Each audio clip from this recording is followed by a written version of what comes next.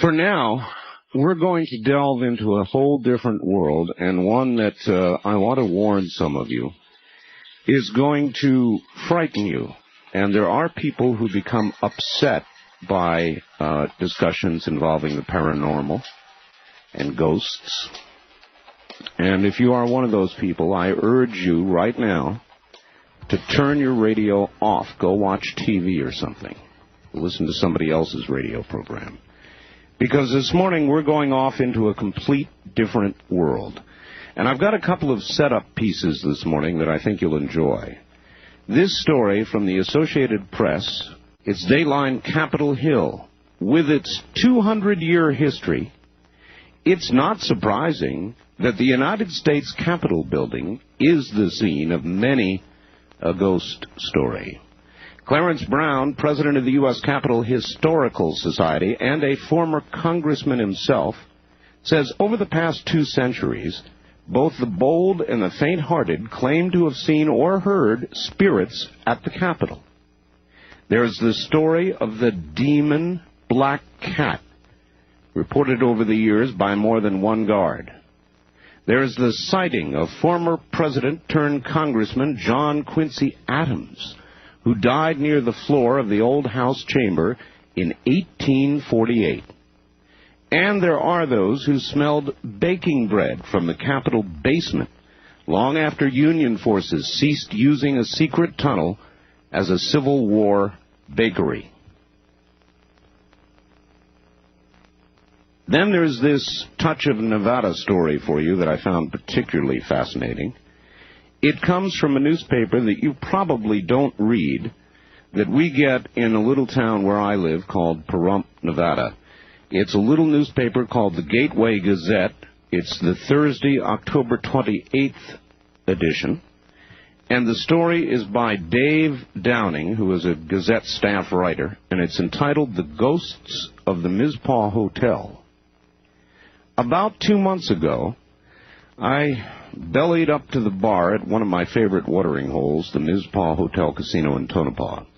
My son had come up from Las Vegas to visit, and we were having a late-night drink. It was about 1 in the morning.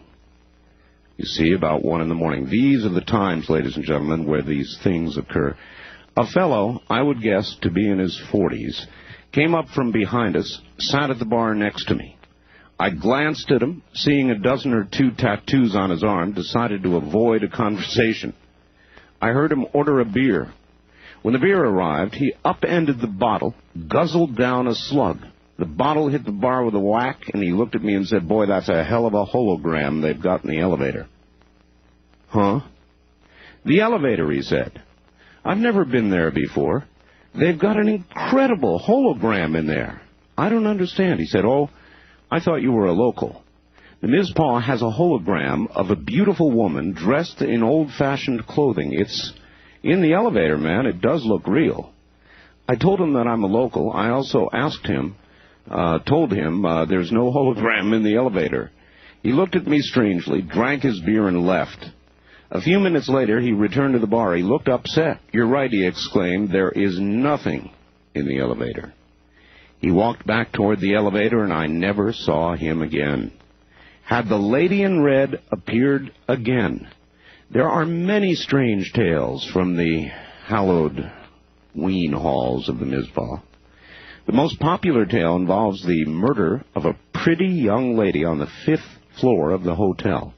She was a lady of the evening and became involved in a love triangle. That's according to the assistant manager now of the Mizpah, Sue Harmon. She was caught with another man by the man who was madly in love with her. He stabbed her to death. According to Harmon, there have been many sightings of the lady in red. She resides on the 5th floor, but she'll wander all over the hotel. She loves to pull pranks. She's the one that causes the Keno board to light up. Wait till you hear this. Many employees and visitors to the Mizpah claim they've seen the Keno board begin to flash numbers as if a game were in progress. The Keno boards at the Mizpah haven't been connected to an electrical source for years. Many claim she can be heard at night, moaning and walking about the floors. She's been known to carry on a conversation with people. We'll only later find out no one is there. Sharon Mitchell of Round Mountain relates a story about the lady in red that occurred to her son Stuart when he was working at the hotel during its reconstruction in the late 70s. Sharon was a dealer and a pit boss for the Mizpah at the time. Two of my sons worked after school at the Mizpah, helping to remove walls and do general construction work. Stuart was 14 or 15 years old at the time. One night, Stuart was unusually quiet on the way home. I asked him if he was feeling okay, but he said something weird had happened during work. Stuart told his mother, "I was working down in the basement tearing out a wall. There was a woman with me. She asked me what I was doing, and I told her I was taking the wall down. She told me she didn't want the wall taken out. I asked her who she was, and she said, 'I live here, and I don't want that wall taken down.'" Stuart went to get his boss. When they returned, the lady was, of course, no longer there. Sharon told her son that it didn't seem much to be upset about. Stuart responded, "But, Mom, it isn't Halloween, but she was dressed in a costume."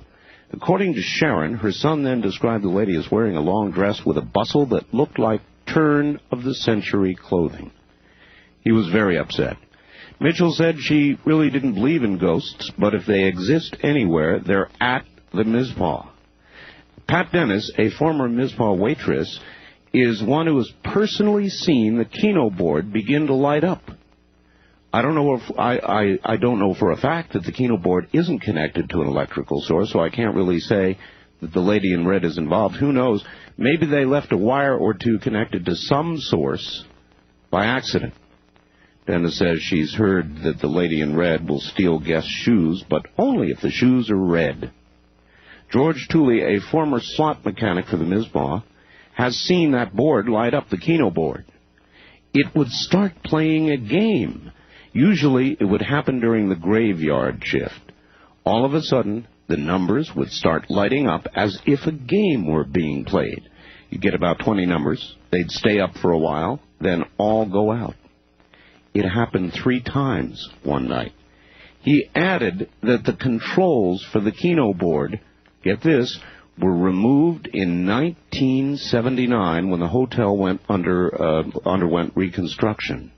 There are no controls for the board, he said. Waitress Linda Evans has had direct experiences with the lady in red. She's always been kind to me, but she doesn't like men, she said. Evans tells a tale of horror involving her son and grandson. Her son was 26, the grandson 13 at the time. "I was in the employees section resting. I'd had only 2 hours sleep, and I was exhausted. My son and grandson arrived, and I opened the door for them. They just stood there staring beyond me. They looked as if they were in a trance. I asked them if they were coming in. They just stood and stared. I finally turned around and looked behind me, but I didn't see anything. I turned back to them, and my grandson said, 'That's the first time I ever saw a person without a head.' The boy told her they saw a woman dressed in red walk across the room and through a wall. She was holding her head in her hands. They both said they saw the same thing." He also tells a story of a band that had been contracted by the Mizpah. They heard stories about the lady in red decided to hold a party in their room. During the party, they began asking for her, a sort of seance. The lady not only appeared to them, but bothered them for the rest of the week. She wouldn't leave them alone. There are other stories about different ghosts in the Mizpah. Gene Heidman, Mizpah desk clerk, tells about a woman from Las Vegas that had a room on the 5th floor. She woke up and saw a man at the foot of her bed. She began screaming, made quite a bit of racket. Next morning, while she was checking out, she apologized for making such a scene. She explained to me that it was the worst and most realistic nightmare she'd ever had. She went to the Pittman room, that's the Pittman room, for breakfast. She was drinking coffee, glanced at the pictures on the wall. Suddenly she dropped her coffee cup and began screaming again, "That's him! That's the man!" She was looking at a picture of Senator Key Pittman. According to Jean Bridges, a former waitress, the Mizpah used to have a security guard named Otis. Otis was a huge man that others would be afraid of, big macho type. Bridges and others told how Otis was scared to death of the 5th floor. He would refuse to go up there without someone with him. At some time in his Mizpah career, he had gone to the 5th floor room because of a loud party. And that's where he saw her. And I'm going to stop there. There's more. But that's a little tale of what's going on here in Nevada. And at one of the brothels in Pahrump, Nevada, the locals and everybody there is known for a very long time, there is a ghost. Now, I guess Nevada is a likely candidate for this sort of thing. I don't know why. Our history, some of it in the past, violent. And that brings me to why so many ghosts appear, or so many spirits appear to remain here on this world. I think they can't go anywhere else. Frequently, when a death is unexpected, early, violent, when there's something utterly unsatisfied here on earth, unrequited love frequently will bring a spirit that seems to stay. Other reasons, I don't know it all. I just know that I've heard the stories, and this morning you're going to hear them. That's what we're going to do. We're going to talk about ghosts, poltergeists, spirits. And one of the reasons that I've found this topic through my life so fascinating, and I always return to it, is because for a very long time I've been on a search, a hard search, for some sort of proof of life after death. Now, obviously, if spirits are remaining on earth or here at all, that means there is some sort of life after death. This may be an aberration. It may be, but nevertheless, it certainly is, you must admit, an indication that there is something that comes after. So, if you have a ghost story for us this morning, a real ghost story, if you're seeing a ghost or being bothered by one now, we want to hear from you. And that's a little taste to get you started. I now await your story, and we'll be right back.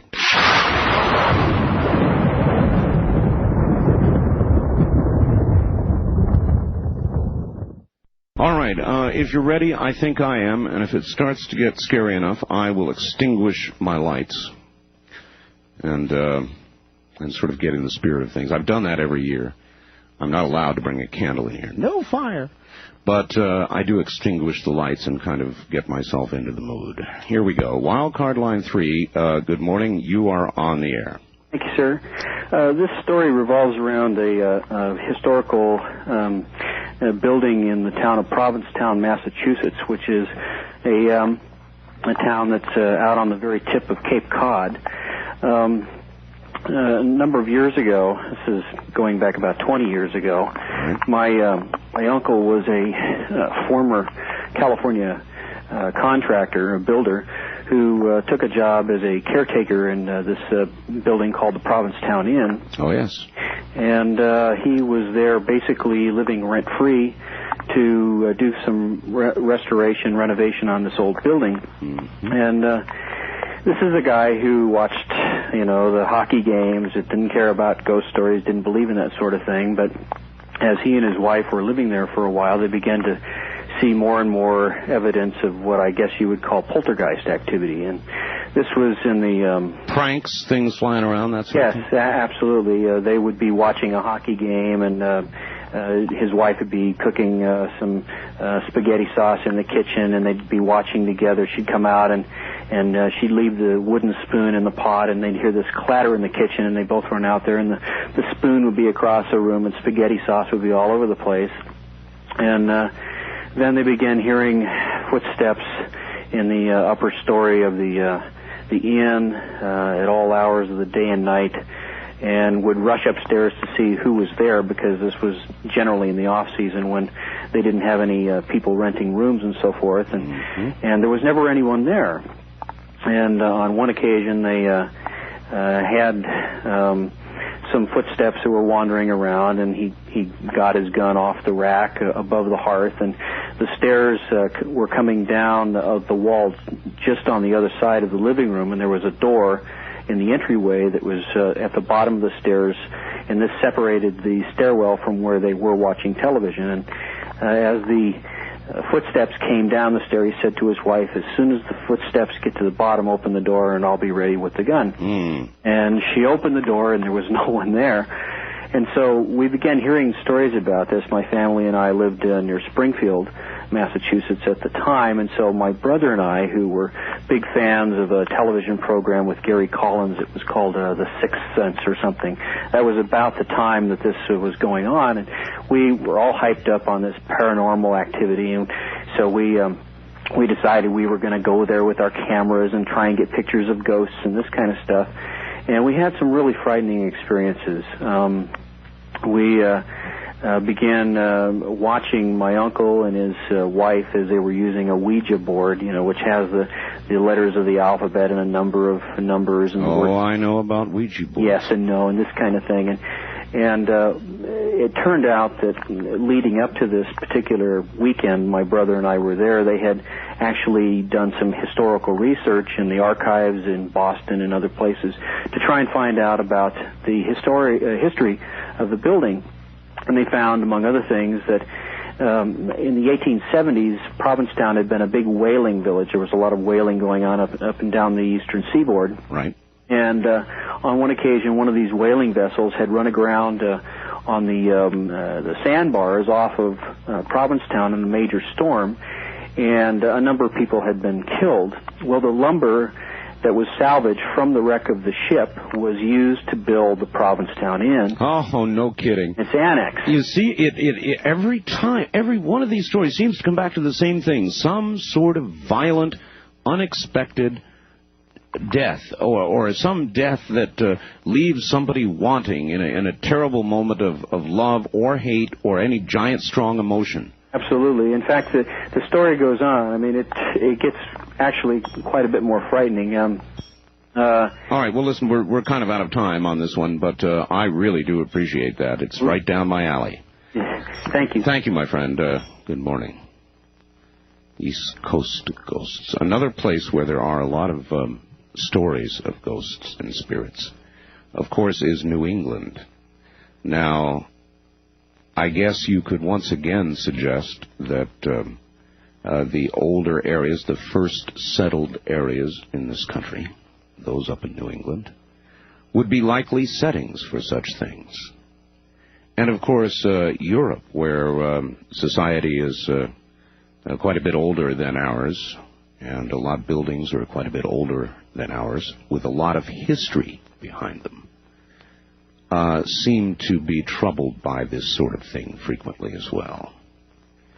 Again, the reason I find all of this so utterly fascinating is that obviously any proof of ghosts, any confirmation of spirits is, in effect, confirmation of life after death.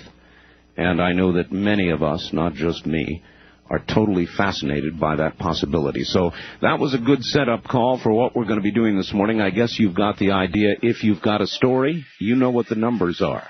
We'll be back with more. And good morning, first-time caller line. You're on the air. Where are you calling from? Good morning, from Alameda, California, outside of San Francisco. Oh, excellent. Welcome to the program. Sorrow. Last year, my 5 children and I, we live in a big, old, rambling house.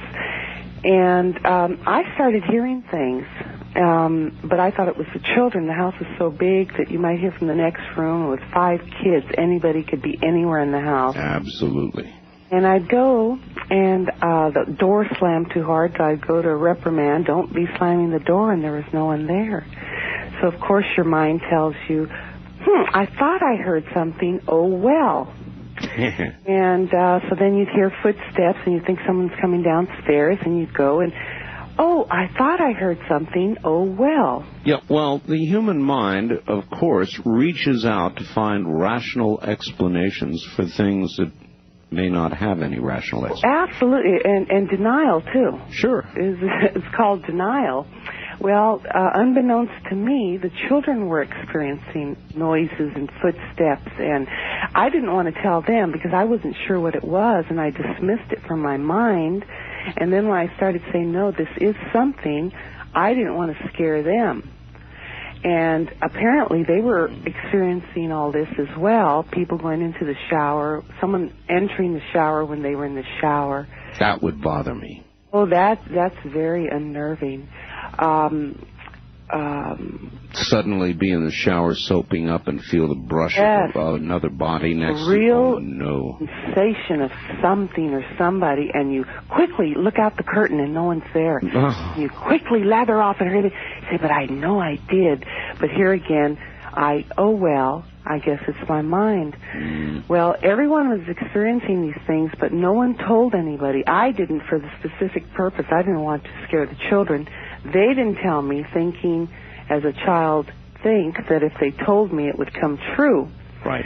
The one day that we found out that everybody knew was when I was reprimanding my son, and he was very distracted and agitated, and I thought he was being disrespectful.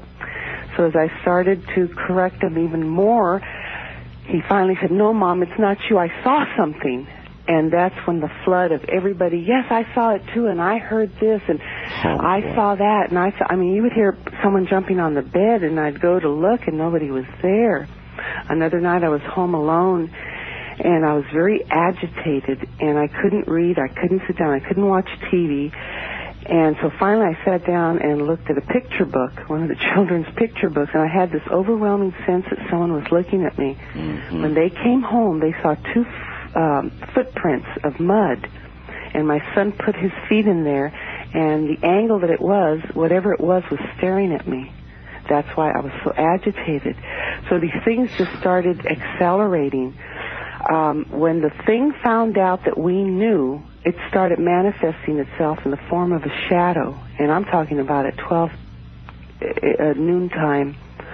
The children saw it first, and they became just crumpled. They were crumpled, absolutely. They were yelling and screaming. And I'd be crumpled, too. And, I was just... I didn't know what to think. So I called my priest. I went up, and we right away got in the van and went up there and told him, and he didn't believe us. He said there were mice or, people, hysteria, and all the common explanations that you get. I was so upset that on the way home I ran a stop sign. I knew that we saw and we heard what we saw and we heard. Finally, till that night, I saw the shadow. And I bolted up. We were all sleeping now together. We all had to touch each other. Everybody, 6 people in a room, everybody's feet or something had to be touching. We were so scared. I do understand, yes. I didn't want to tell anybody with the reaction of the priest that it wasn't true. I thought we'd be labeled as either liars or... Did the priest come there? No, he didn't even want to deal with it. He didn't want to hear about it. I guess I figured out later, what could he do? I don't know. I still don't understand why he did not help us. We're about out of time. How did it become resolved? We found another priest to come and bless the house. The thing got very agitated. It started throwing things and making noises, and when the priest left, it was still here. My children just became hysterical. I got a crucifix, and very corny, I guess, but I went through the house, sending it back to where it came, and it left. But I was still about 2 weeks later now. We're still sleeping together. No one can move. We're paralyzed. No one's eating. No one's going to school. No one's anything. And I'm just saying in my mind, what could it have been? And a voice said, your brother. Sure enough, I called around the last known address he was at. No one had seen him in about 15 years. Somehow I was able to track him down in San Francisco. He had died 2 months before. Oh, my God. Thank you. Incredible. Thank you very much for the call. Oh, that sends shivers down my spine. That's the kind of thing that does it, and that's the kind of thing that is so frequent. When you hear these stories, it comes again and again. Somebody who's passed away. Somebody who's passed away without leaving a message or finishing something that was so important in their life that it couldn't be ignored even in death. Well, let's break for a moment.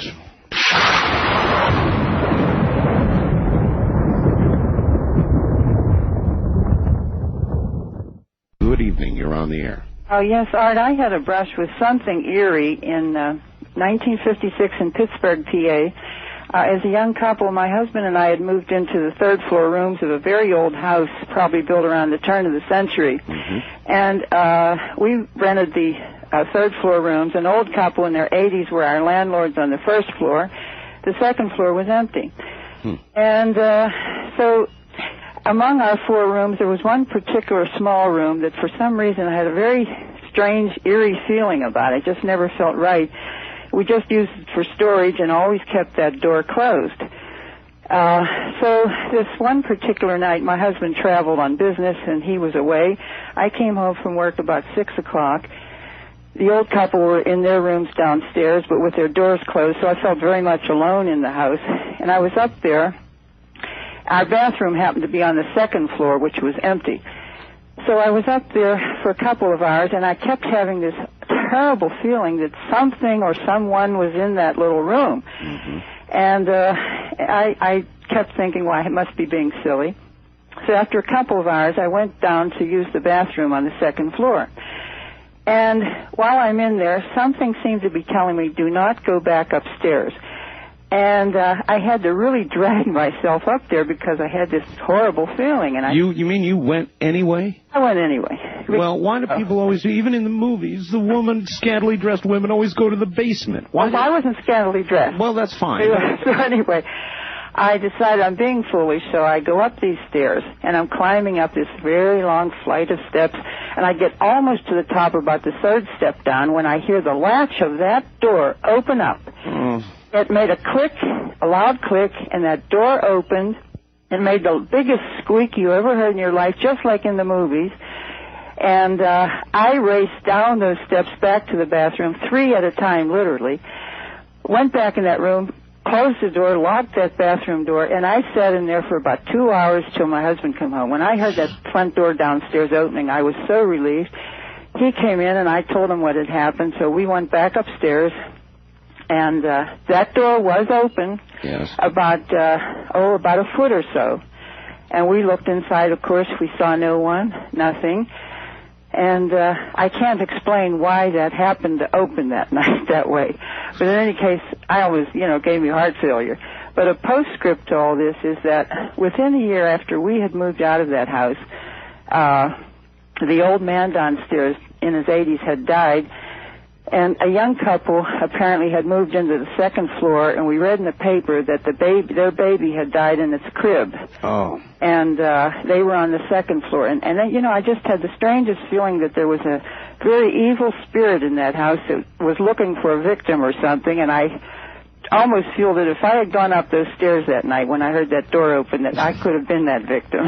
Oh, well, that was, honest to God, a really spooky house. I understand, and I heartily appreciate your story. Okay. It was a good one. Thank you. That was a good one. Why is it, do you think, that people always compulsively almost do what they've been instructed not to do? Why?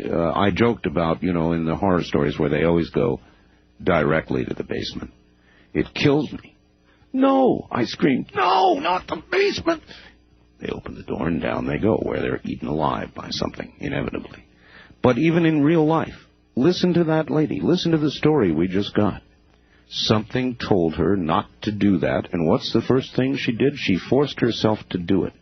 Maybe the answer is that we want to return to a rational thought pattern. If something disturbs us, we want to deny it.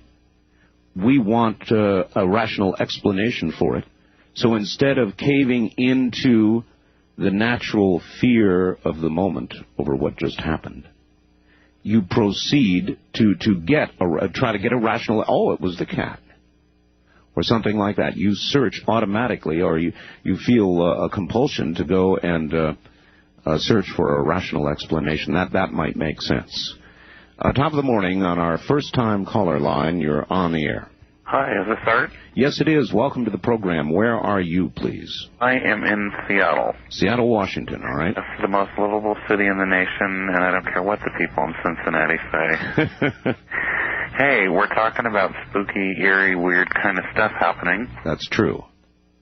Well, I have a story for you that'll probably won't send goosebumps up your spine. It'll probably make you go, oh, isn't that sweet, if that's possible. I had an aunt that I was very, very close to, actually a great aunt, very close to her. She was I just always kind of looked up to her in life. She was kind of my... Sure, mentor. My mentor, thanks.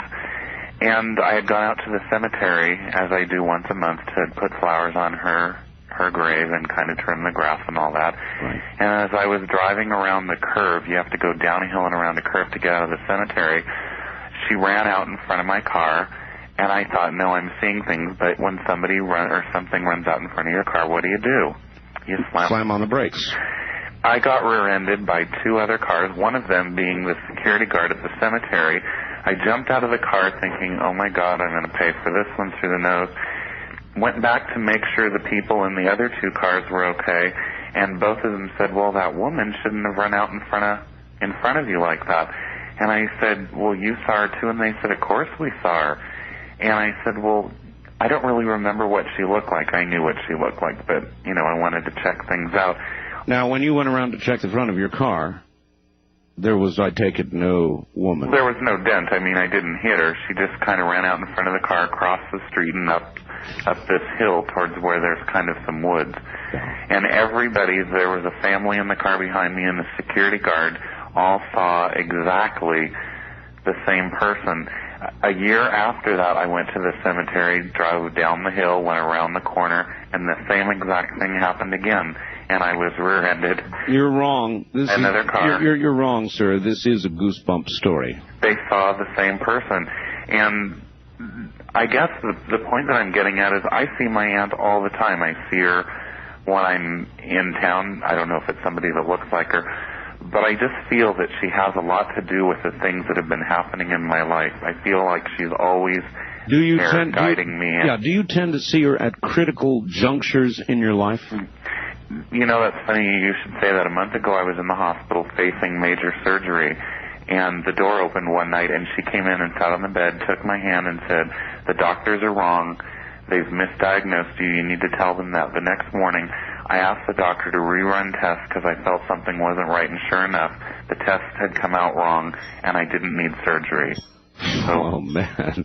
All right, sir, I've got to run. We're out of time, but believe me, that's a prime... You're a lot. She's there, and she's taking care of me, so I have a good guardian angel. Thank you for the call. My gosh, what a story. Didn't mean to cut you off, but we're out of time.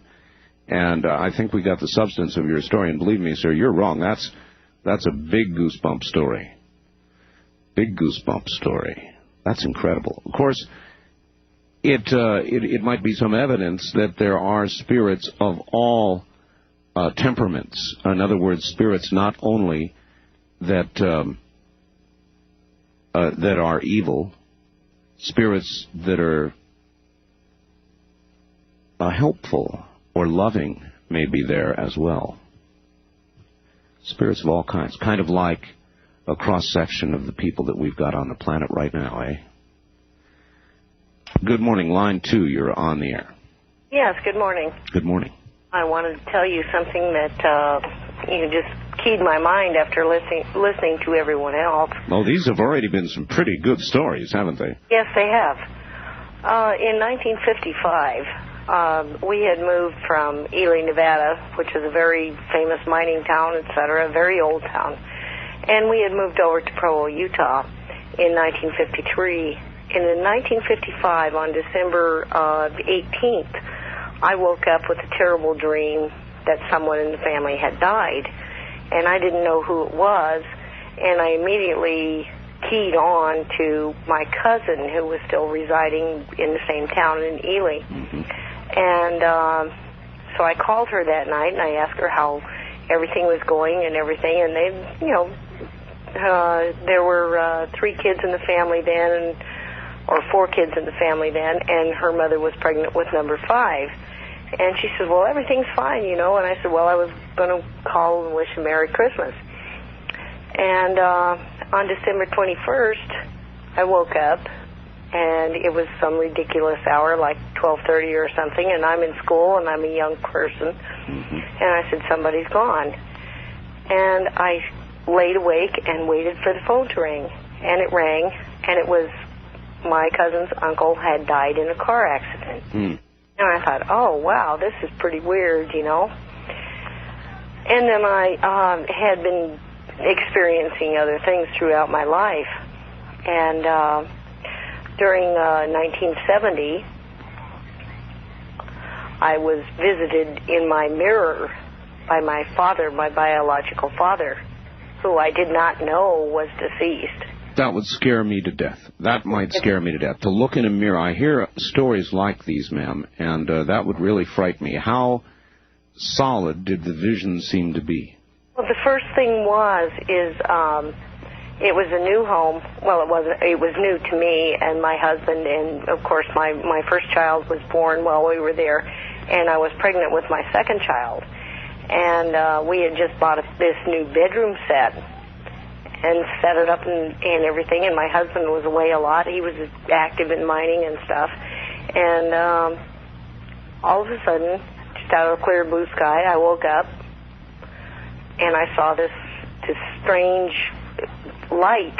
It was like a light in the mirror. And it got brighter and brighter and brighter, and I got scared. I really did. I understand. And all of a sudden, it just like it came out of the mirror, and there was my biological father. I had not seen him since I was Wait a minute. old. Wait a minute. It came out of the mirror? Out of the mirror. In a solid form? In a solid form. And it was my biological father, and I had never seen him since I was 3 years old. And you had a conversation with this man? Yes, I did. Yes, I did. And what he said not to be afraid. And he said, kiss the children for me. And it brought tears to my eyes. I was so frightened, and yet I was at peace.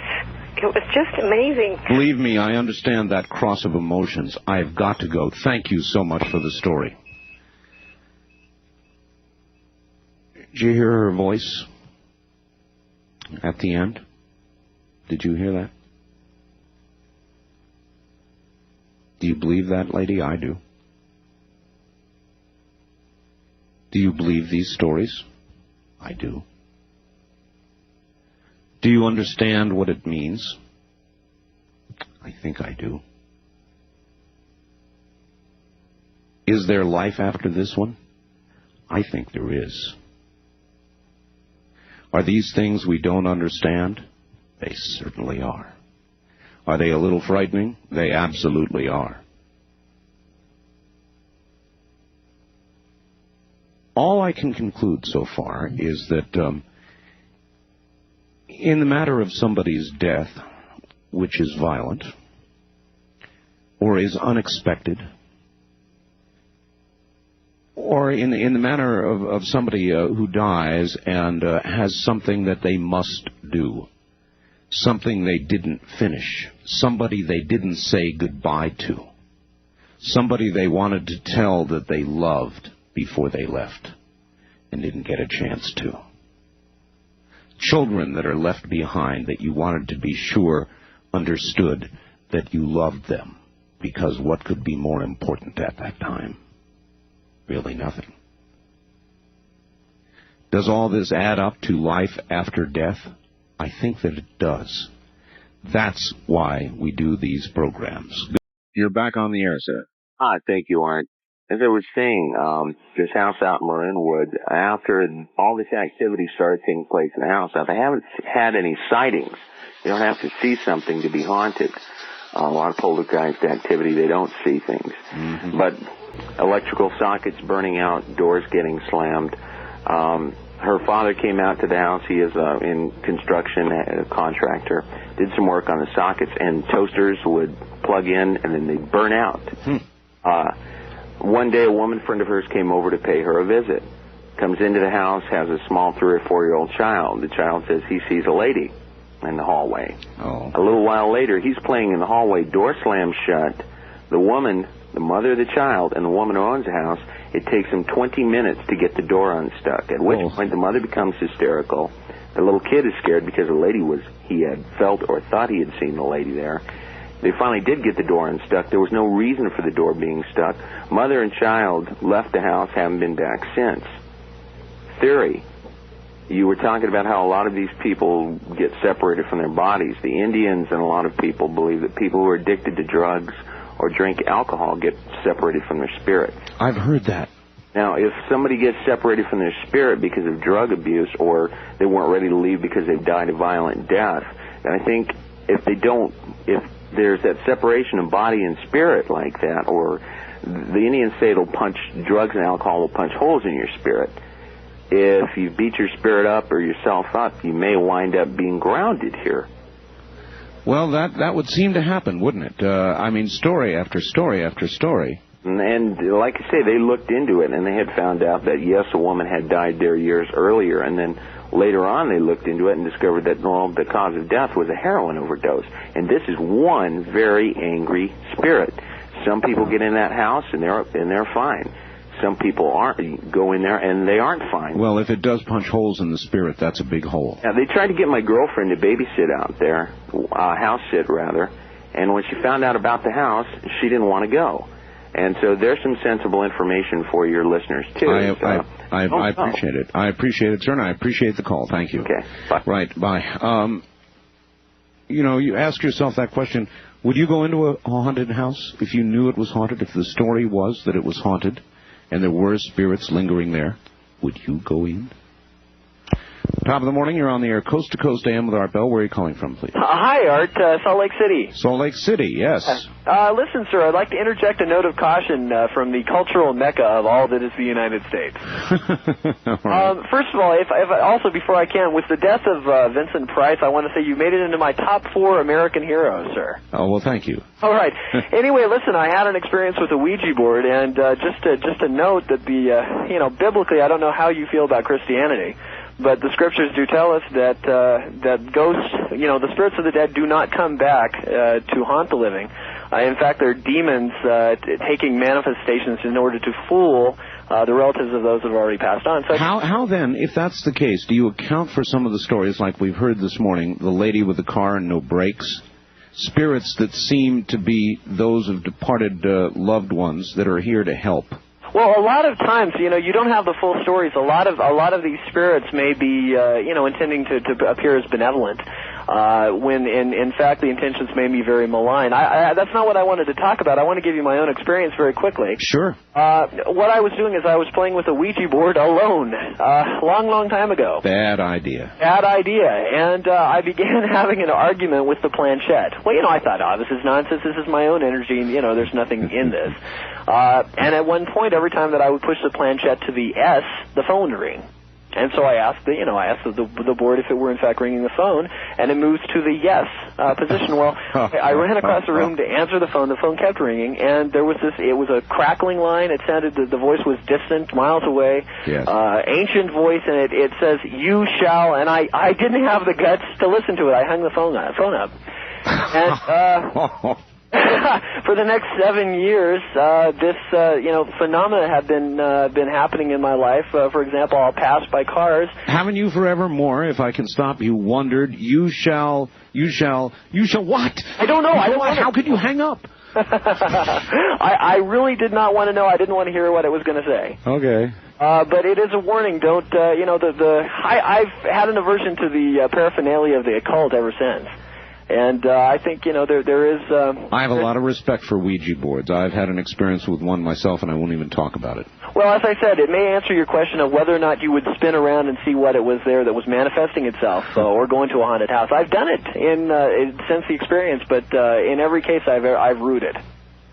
I appreciate your call, sir. Certainly. Have a good morning. All right, that's Salt Lake City with a caution and a well well-given caution it was, too, I might add. Well-given caution. You be careful.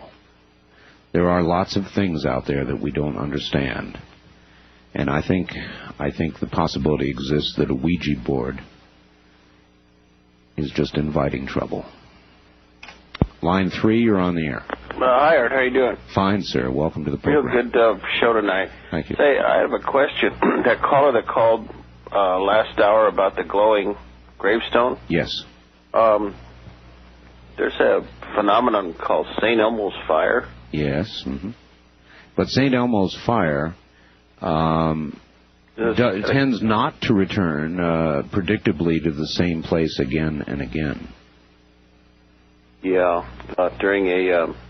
Not saying it wasn't. I'm just saying that on many occasions the caller said he saw this glowing gravestone and that it would be St. Elmo's fire that many times is not probable. That's true. But that'd be something you really would want to see once, and I think that'd be about it. That'd do me. Yeah. Well, take it easy. All right. Thank you. Just wanted to suggest that possibility, I guess. Hi, on the first-time caller line, you're on the air. Yeah, hi. Where are you, sir? I'm in Alaska. Alaska, all right. I was in the United States Marine Corps, and I was a sniper. And I went to Grenada, and I got hit in the knee with a bullet. And from pictures in the family, it was my great-great-grandfather in a Civil War uniform that sat down and froze my leg. And the Grenada is a jungle. And he said, "Everything will be okay, boy. Everything will be okay." And this first time I've talked about it, other than to the military psychologist. And all right, if you don't mind, I want to be sure I understand. You were part of the invasion force. You were a sniper. You were in Grenada. Yeah, my job was to make sure none of the Cubans got into the students at the university. Uh-huh. And so you were stationed there, and you were just going to take them out if you had to. Yes. And an anti-sniper got me. My A-gunner ended up getting him. Hit you in the leg? Yeah, in the knee. Oh, God. Well, it went from the knee, at the end of my military career, went from the knee up around the pelvis bone and out the other ankle. The bullet traveled all. What a horrible injury. Yeah, it hurt. Very much so. And so you were laying there? Yeah, I instantly fell. There was nothing I could do. And like I say, through pictures of the family photo album, it was I think it'd be he was in the Civil War, and it'd be 3 great-grandfathers sat down and froze my leg. My leg was frozen, not cauterized. It was frozen. Frozen. The whole wound, which is something nobody's been able to explain. And he said, "Everything will be okay now, boy. Everything will be okay." And left? Yeah. That's eerie. What did the medics say? Medics, they were just asking me what we'd done, how we'd done this, where did we get ice. Nobody could understand. The psychologist told me that it was in the lust of battle and that I'd lost a lot of blood and that I wasn't sure what was happening.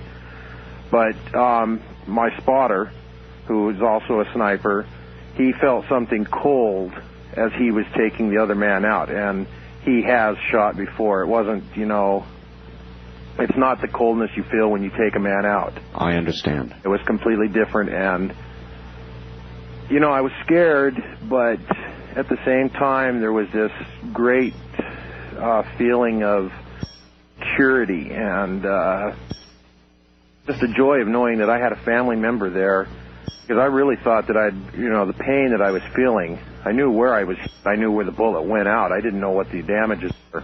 That's the most incredible story I've ever heard, and I really appreciate your call, sir. Thank you. Wow. For that one, I'll take a quick break. We'll be right back.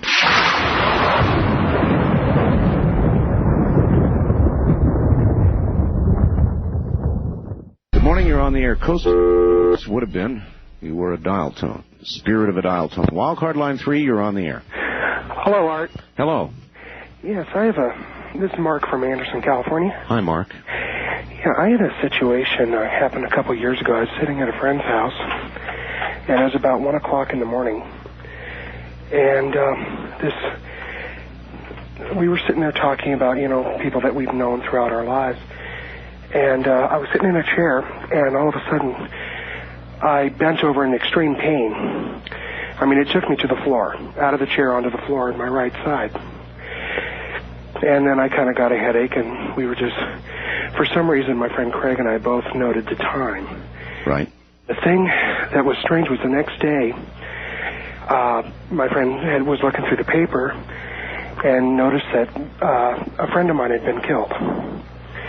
I used to work at a convenience store, and she used to come in, and her parents didn't really listen to her, and I was kind of like her mentor.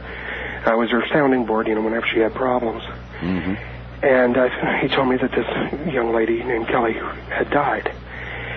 And I knew the area where she'd been hit by a car. I knew that much. And I went out into the area, and I was just kind of walking around. By feel, I found the area where she was hit, just through whatever I have in myself that told me this is it. You just knew it. I just knew it. And we were kind of kicking around, and we saw one of the sheriff's deputies' car go up there, and I went and flagged him down and asked him if he had been working the night she got killed. Mm-hmm. And he said yes, and I told him that she was a friend of mine, and I said to him, I know this is going to sound morbid, but what side of her body did the truck impact her on? He told me that the initial strike hit her on the right side, fracturing her pelvis. She flipped up over the truck and landed on her head and was killed immediately. Mm. Now, this was within 5 minutes. This was the night before I fell over. This was in 5 minutes of that time that the time of death was pronounced. And my belief is that she came to me and said goodbye.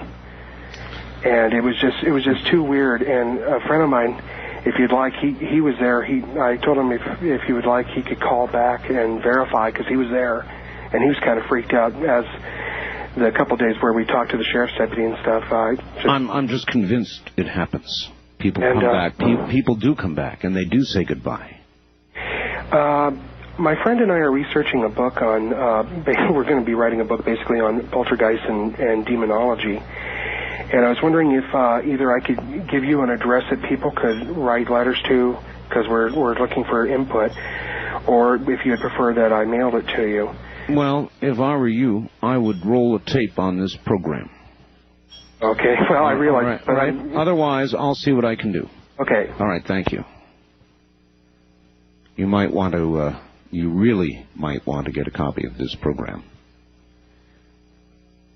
because these are some of the most serious stories that I've ever heard.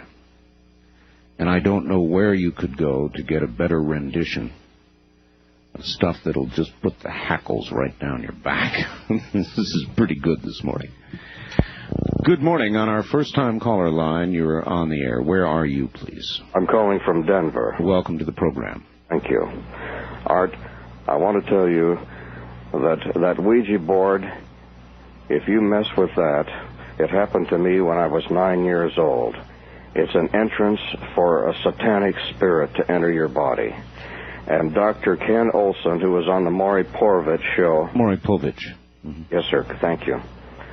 He was the person that released that terrible demonic spirit. And it happened to me when I was 9 through age 54, the worst type of satanic deprivation that could ever enter a human body. And I'm telling you, leave it alone. Don't allow anyone to touch or be around or play around with a Ouija board. Because if you don't have someone like Dr. Ken Olson, who is an exorcist, a vessel of Jesus Christ, he is an instrument of God, to pray to release that, it can cause the worst type of nightmares that you could ever have, and the worst type of life that you could ever have. And I want to tell you the truth, and your listeners, to never be around the Ouija board or allow any type of activity.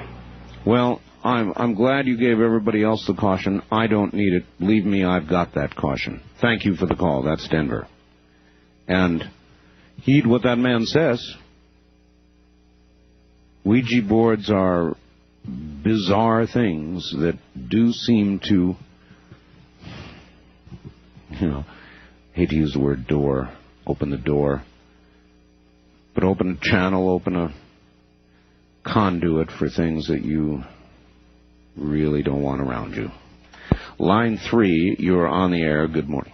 Okay, I'm calling from Reno. Reno, oh, KOH, yes. And this concerns the old mining camp of Virginia City, where the big mines, the big mines been abandoned for many years, but there are 700 miles of shafts and tunnels and drifts and winzes underground. Yes, sir. 200 miles in a big labyrinth. And I was having lunch with my parents in Virginia City, and knocking at the back door, and in came an old friend of my dad's, very agitated, a big lump in his forehead, and it was split, just cut, and blood was coming down, so folks patched him up, and he, like many of the old retired miners, he liked to roam through the abandoned mines, take samples out and stuff like that, and he was in the mine called the Ward Mine, southeast of Virginia City. Is that W-A-R-D, Ward? Yes. Uh-huh. And I guess he had his carbide lamp in his hat.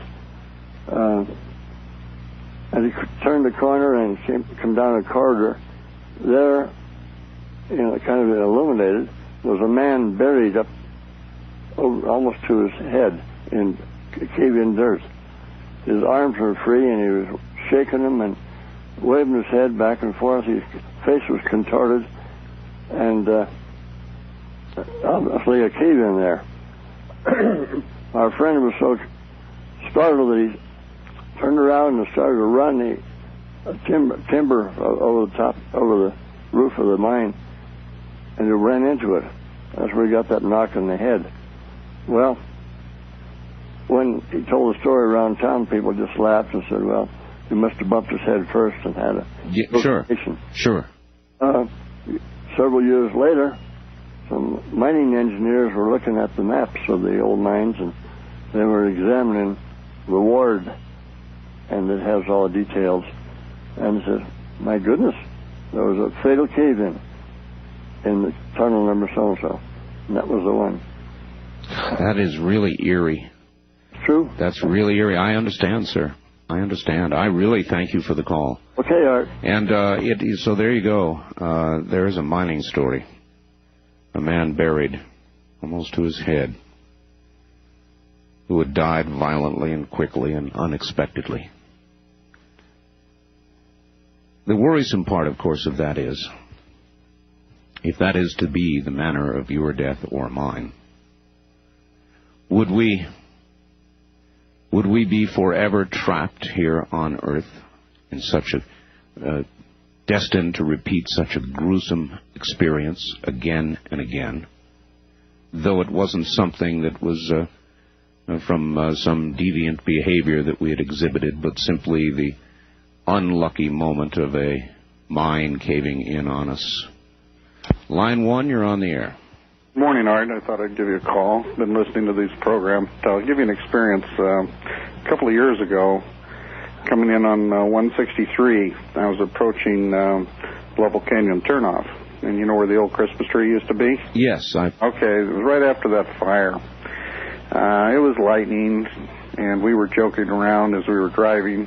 And I said, and defiantly, just show me that you're out there. And a couple times the lightning struck, and so finally again I said, Just show me that you're out there, meaning God? Well, a superior being, yeah. Oh, God, who knows? Listen, would you hold through my break? It's a good place to break it anyway. Okay. All right. Show me you're out there. You're listening to a special replay of Coast to Coast AM with Art Bell.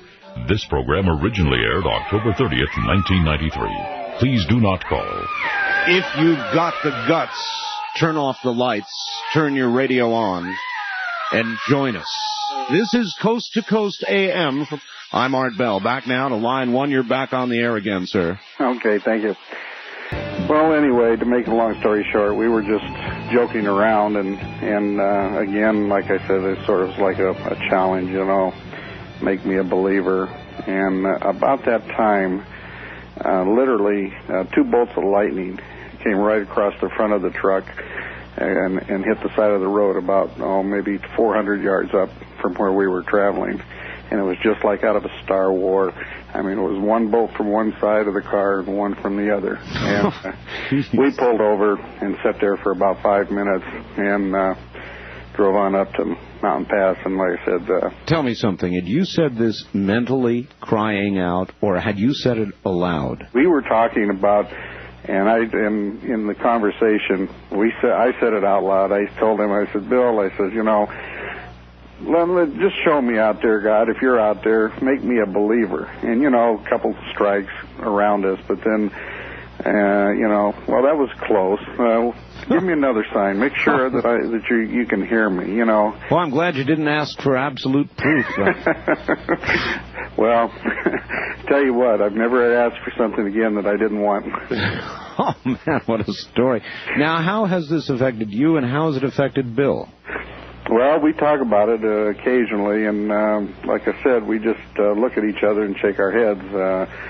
And like I said, to me, it's a thing in life now. I don't ask for anything that, you know, in a joking manner anymore. It's been said, be careful what you wish for. Yeah, it might come true. Thank you for the story. Take care. That's that was quite a story. That's a local story, too. That's a road I travel every day. And it's a dark road. And it's a dangerous road that I travel, Highway 160. I do about 120 miles a day on it. There have been a lot of people killed. There are a lot of crosses placed on the roadside to designate the place where it's occurred. But I've never seen anything. Not yet. Good morning. On the first-time caller line, you're on the air. Hi, I'm calling from Genoa, Nevada. Where in Nevada? Genoa. Genoa, Nevada. Oh, Genoa. Where is that? It is just about 10 miles south of Carson City. It's the first Nevada settlement. Very good. And anyway, this was about 2 years ago. My story, I'm a recovering alcoholic, and I was going out with a girl who had just got into recovery, and we were in... counseling, and we were doing a bunch of inner child work. And, you know, one of the reasons we got along so well, our therapist says, because we played so well together. Well, this whole relationship went sour, and she began dating this other man, and they were going to move to Cleveland, Ohio. And anyway, so one night, I'm laying in my bed, and this therapy work that we were doing with inner child, you have to close your eyes and imagine this child and you know what that child was doing at the time. And I was laying in my bed and my eyes were open, and all of a sudden this little girl, about 8 years old, she had a pixie haircut and she was wearing shorts and a small halter top, came up, and she was standing right next to my bed, and my eyes were wide open.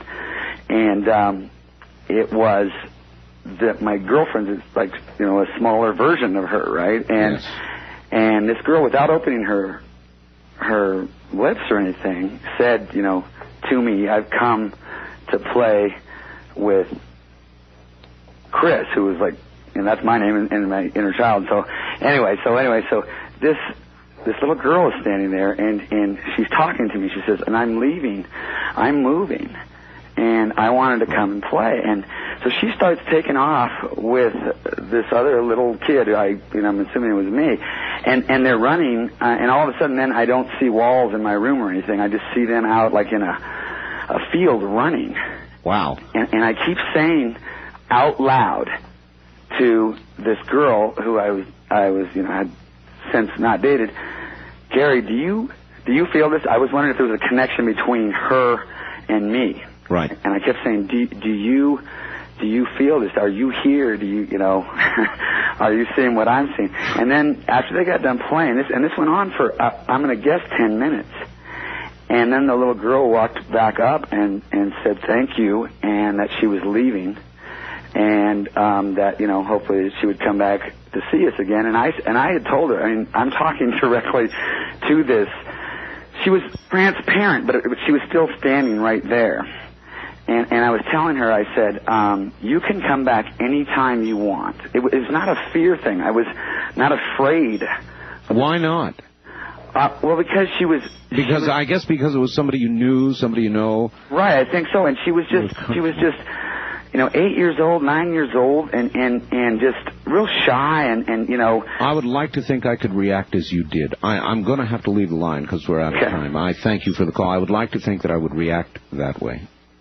And maybe, if it was somebody that I had known, somebody that I was comfortable with, and the experience felt benign, maybe I would be.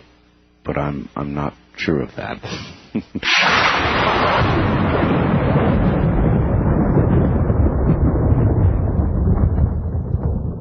Line 2, you're on the air. Hi, Art. Hello. Still in Las Vegas? Yes, sir. I'd like to relate an experience I had, but first I'd like to see if I can jog your memory. The last time I called in was, a year or so ago, and you had put out a question over the air, and I think it's somewhat apropos of tonight also. The question that you put out was, that night was, what do you think the purpose of life is? That's right.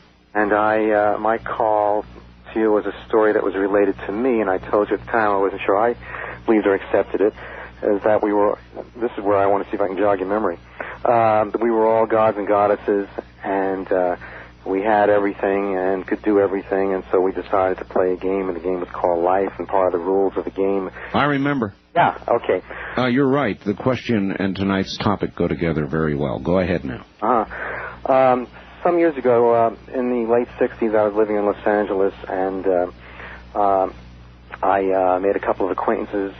They had a small business going. One was a writer, the other was a printer, an artist, and they had made up copies of a poster that they came up with. And in our dealings, they asked that would I sell the poster for them. I agreed to, and for a while I sold it around the Los Angeles area to bookstores and so on. And then they suggested, why don't you make a trip to the Bay Area, to San Francisco, and see how it'll go up there. It was during the time of the Haight-Ashbury things, during the hippie days. Oh, I remember the time. And so I agreed to make the trip, and I went up there, and the evening that I arrived in San Francisco, before I decided to get a hotel room, I decided to eat in a restaurant, and then after that I went to a piano bar. I thought I'd just kind of rest for a while and listen to some music, and a fellow sitting next to me at the piano bar and I got to talking, and I let him know that I was up from L.A., and he said, well, you don't have to get a hotel room.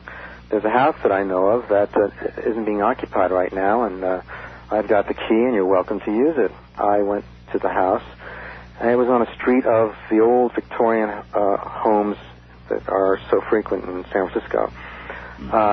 This was about the middle of the block, and it was the only one in the whole row of Victorian homes on that block that was set in from the others. I thought that was interesting. I went up the porch and unlocked the door and turned on a light and went inside. Right. But as I entered, I got a very uneasy feeling in my gut. And as I got further into the place, into the house, that feeling got stronger. And I just figured, oh, well. Uneasy as in you shouldn't be there? Yeah, exactly. All right, listen, we're short on time, so. Oh, I wanted to get the story out.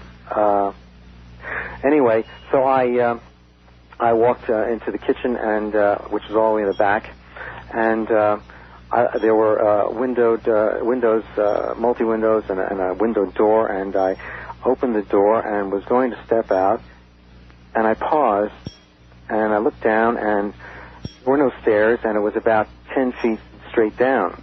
I then proceeded into the living room, and I've got a much more uneasy feeling. We're about to run out of time. I went up the stairs slowly, and I got to the head of the stairs. There were 2 bedrooms. I could not enter either of the bedrooms. I just had to leave. It became unbearable to be there, even though my mind was saying, there's nothing wrong here, there's nothing wrong here. I just couldn't stay. It was extremely uncomfortable. All right, we're going to have to hold it there. Thank you very much for the call, and good morning. Have you ever had that happen? Something inside of you so strongly compelling you to leave, telling you that something is urgently, terribly, profoundly wrong. Good morning. First-time caller line. You're on the air. Good morning, Art Bell. Yes. Where are you calling from, please? This is Pavo. Pavo in Canada. Yes, you have something that relates to all this, Pavo? Yes, I do. That's amazing. All right, let's hear it. Usually, people that enter into my domain receive an eerie feeling when they see all of the murals and... I can only imagine what your area looks like, Pablo. But there's one room in my house that is a shrine to you-know-who. Hitler. Yes. And when you walk in, the presence is so strong that the power... You feel the power. Thank you, Pavo. That is Pavo, who is in Canada. He's up in the Edmonton area, I believe. And Pavo is a Nazi. And he really is a Nazi. And he was talking about what he does now. And his shrine, I don't have to be there to imagine what it is like. And I can easily imagine that it imparts the exact feeling that he was just talking about. Eerie. Wildcard line 3, you're on the air. Good morning. Morning, Mr. Bell, calling from Albuquerque. Albuquerque, yes, sir. Just a real quick story, not quite as heavy as most of them, but I guess I was about 2 years old. My father told me about this. I had a favorite uncle, and I can't really remember his name right now because, again, I was 2 years old. But let's call him Uncle Joe. So I guess out of the clear blue sky one day, I wanted to go see Uncle Joe, and they said, no, it's too far away. It's about a 100-mile drive or something. This was back in the 50s, and I guess I had a fit, according to my father, and I just had to go see Uncle Joe, you know. So they decided that weekend to go see Uncle Joe, so we went up there and had a nice visit, and then a couple weeks later he died, you know. So then, you know, a short time later, say a couple months later, I wanted to go see another relative, and of course they didn't die, but my dad said they just about went crazy because they were afraid that something was going to go wrong with this relative. In other words, they figured that you had some precognitive... Yeah, they said after the first time they figured they were afraid of picking up anybody's name, so it's just a short little story. Oh, I appreciate it. Get off the air because you got a lot of good stories. I don't want to... Yeah, there really have been some tremendous... Excellent show. Thank you. Yeah, I want to go see Uncle So-and-so. Quickly call him, tell him to stay in bed today. I don't think it works like that, though, do you? I think that things that are going to happen. Don't you?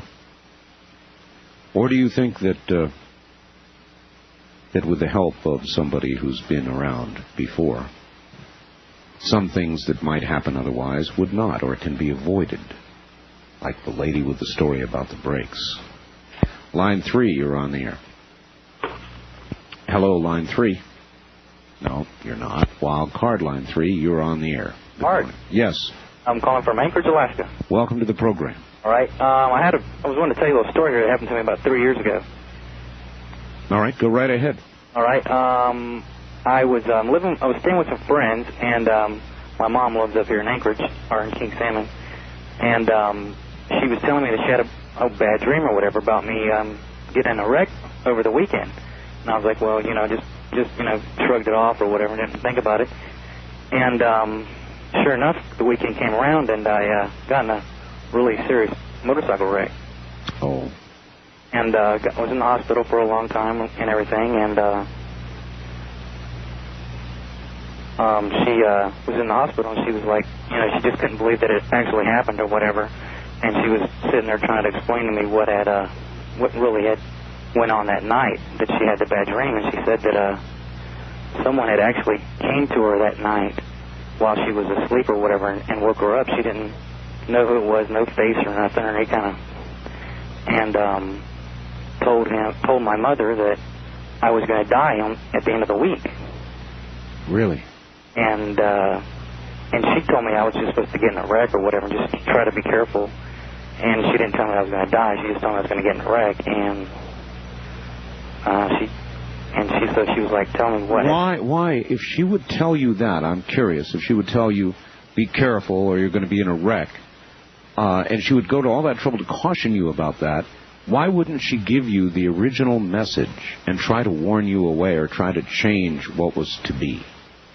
I really don't know. I'm just assuming she didn't probably want to worry me or scare me or whatever, because, see, she's had these, I'm not saying she's psychic or nothing, but she'd done the same thing to her real father. Her real father was really deadly sick down in Florida, and no one knew anything about her, so she called down and talked to one of her sisters to go tell him to check on him, and sure enough, he went there. They went to check him out and everything, and he was, they found him on the floor, you know, and he was not in the greatest health or whatever. And it's just been a couple of weird coincidences or just something as definite. She's definitely got some sort of weird powers, not power, but just some sort of gift, I guess, or something. I take it any similar caution given now, you would really... Most definitely, yeah. All right, thank you very much for the call. All right. You take care from the state of Alaska.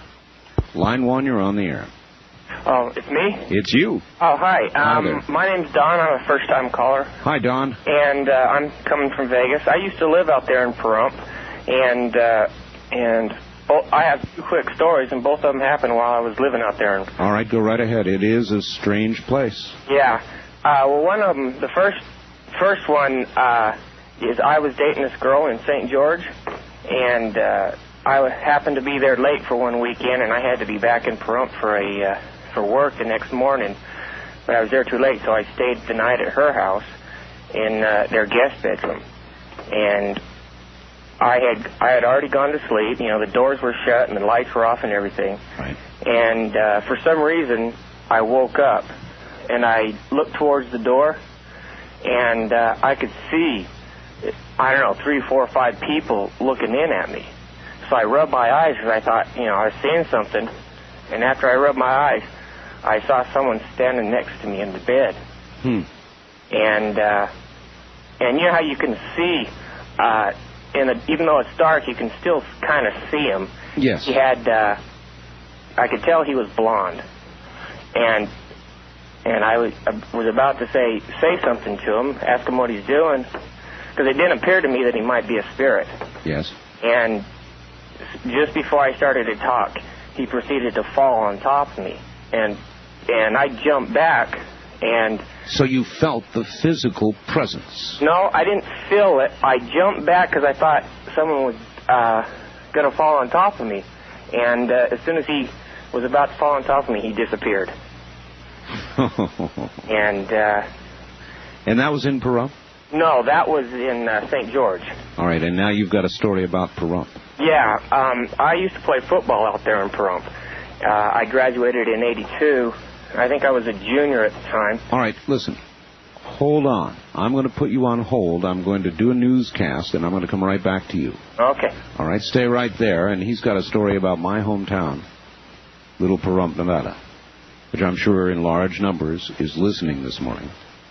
So all of you out in Pahrump, get ready, because here comes a story that comes from right there in town. It is a very odd place, and in Pahrump, Nevada, which is Nye County, there are brothels, for it is a legal business there. And in one of those brothels, there has for years and years and years been a ghost named Harold. We'll be back. You're listening to a special replay of Coast to Coast AM with Art Bell. This program originally aired October 30th, 1993. Please do not call. Once again, here I am. Hi, everybody. What a program this morning, huh? And it's all you. Thank you very much for a very, very, very, very unnerving, entertaining, provoking evening. We're telling ghost stories. real ghost stories. If you have one, feel free to join us. If you don't, sit back and listen. Turn out the lights if you dare and the radio up. And you may may want to tell us as the morning wears on how you're doing. Line 1, you're back on the air again. Okay. And now, Pahrump, Nevada. Yeah. I was playing football for him, and I think I was a junior, and we had an away game. So I was on the varsity bus, and my sister was on the junior varsity bus. And for some reason, the junior varsity bus got way behind us. And so we showed up at the high school, and I had the car with me. And so I decided to just stay there and wait for my sister with the car. And after everybody had left, I got in the car, and I laid the seat back just to go to sleep. And then next thing I noticed, the JV bus came, and I could see people walking out. I could hear the voices. I recognized the voices. Then I woke up and looked out, and nothing was there. Oh. I didn't think much of it because, I just thought, I'm just dreaming. Dreaming, yeah. I went back to sleep, and I saw the exact same thing again. I saw the bus, saw the people getting out of the bus, heard the voices, but this time I knew I was dreaming, and I tried to wake up, and I had a hard time. But finally I woke myself up, looked out, and there was nothing there. So then I decided to go back to sleep. That was a little scary, but I went back to sleep, and I saw the exact same thing, only this time I saw my sister walk up to the side of the car. She had one of her friends with her, and she was asking to be let in. And this time, and I knew I was dreaming again, but this time I had a real hard time waking up. And finally I had to scream just to wake up. And that time I decided I'm getting out of here. And so I just went home and decided to wait for the phone call at home. And I've grown up in the country, so being out in the country alone at night never really bothered me, but this really did. And I understand. I think it odd that you knew you were in a dream. I've never had that experience. My dreams have always been as reality until I woke up and knew. When you wake up, you had a dream, right? Uh-huh. But I've never known in a dream that I was dreaming. That's odd. And I lived about a half a mile from one of those houses of ill repute that you talk about, so you know how far I had to drive home from high school. I do. I thank you for the call. All right, thanks. And, yes, indeed, I know the area. Good morning on our phone. Oh, you would have been. Wildcard line 3, instead you're on the air. Hello. Hello, Art. I have a little story. This goes back to, about the early 70s. Where are you? I'm calling from Linwood, Washington. All right. AVI. My name's Tom. I was traveling across Nevada from Idaho down to California, and it was early in the morning, and I was outside of Winnemucca about 5:30 or 6 o'clock, and I was by myself, and I'm out of breath. Okay. As I was driving along, it was out in the desert area, and there was virtually uninhabited. Right. And a car came up behind me with two inhabitants who they started following right on my bumper. And I became concerned because it became apparent that they were really interested in getting me stopped. And they would pull up alongside and motion me over and things like that. And I was afraid that I was afraid they were going to assault you, rob you, whatever. Yeah, sure, that'd be natural. So as we went along, this played out for several miles, and they kept motioning for me to pull over, and they come up alongside, and I became quite fearful. Well, the oddest thing happened. I had a flat tire, and I could feel the car start to sway. Sure. And I pulled up to a stop, and off to the right was a house, and this car pulled up along and stopped behind me, and I didn't know what to do. I was afraid to get out, and somebody came out of this house to a pickup that was running. I mean, this was the only house in the area. There was nothing else around. Right. And he walked out and he looked, and one of the people in the car pointed to this guy, and then they went ahead and pulled on by me and took off. So I got out, and I looked at the man, and he was doing something around the pickup, and so I went ahead and got my tire out and changed it and went on my way. Well, this left, it made me quite fearful. Yes. Well, on the way back from California back to Idaho, I looked for this place. I wanted to stop, and it left such a mark on me psychologically. Sure. I found the place. It was totally uninhabited. No windows, no doors. Just a little shack. Yes. And what do you think happened to you? I mean, I honestly don't know. I honestly feel that something kept me from being harmed. Something wanted to warn you. Yes. Well, these two guys away is what happened. That's quite a story. Thank you. You're welcome. Good morning.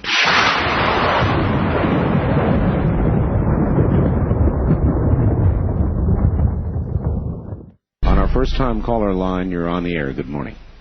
Yeah, good morning. Where are you, sir? I'm in Reno. Reno. My name's John. I'm from, I'm in Sparks. I've been listening to your show on spooks and goblins here, and let me turn down this radio. No, just actually turn it off all the way. Just extinguish it. There, it's out. Right. And I got an interesting story.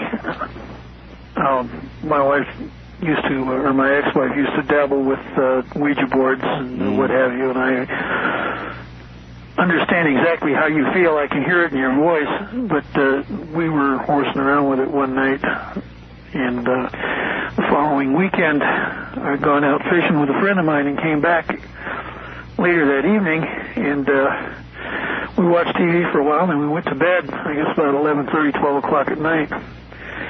And the back door of the house and the front door of the house were in line with each other. And our bedroom was at the other end of the house. Right. And I was just dozing off, and I swore I heard the back door open. And somebody in heavy boots closed the door and walked through my kitchen. Mm-hmm. I went to my dresser drawer, and I grabbed my 9mm, and I took it out, and I'm standing in the hallway thinking, God, I hope I don't have to do this. I got locked and loaded, and I swung out into the hallway, and there was just enough residual light in the living room where I could see the silhouette of this individual, about 6'3", pretty stocky person. And I uttered some explicatives deleted and told him to freeze right where he was, or I was going to dump him. And you remember the old window shades where you take and you pull them down, you let them go, and they just go up and spin around? Very well, yes. Yeah, well, that's exactly what happened to this silhouette. Oh, you're straight up. Really? Just like a window? Just like the old window shades. It just went straight up and vanished. And that was a very puckering experience, if you know what I mean. I know what you mean. And I'll never forget it. We had other interesting happenings in that house, too. We had clocks that would mysteriously just slide off the shelf and drop onto the floor for no reason at all.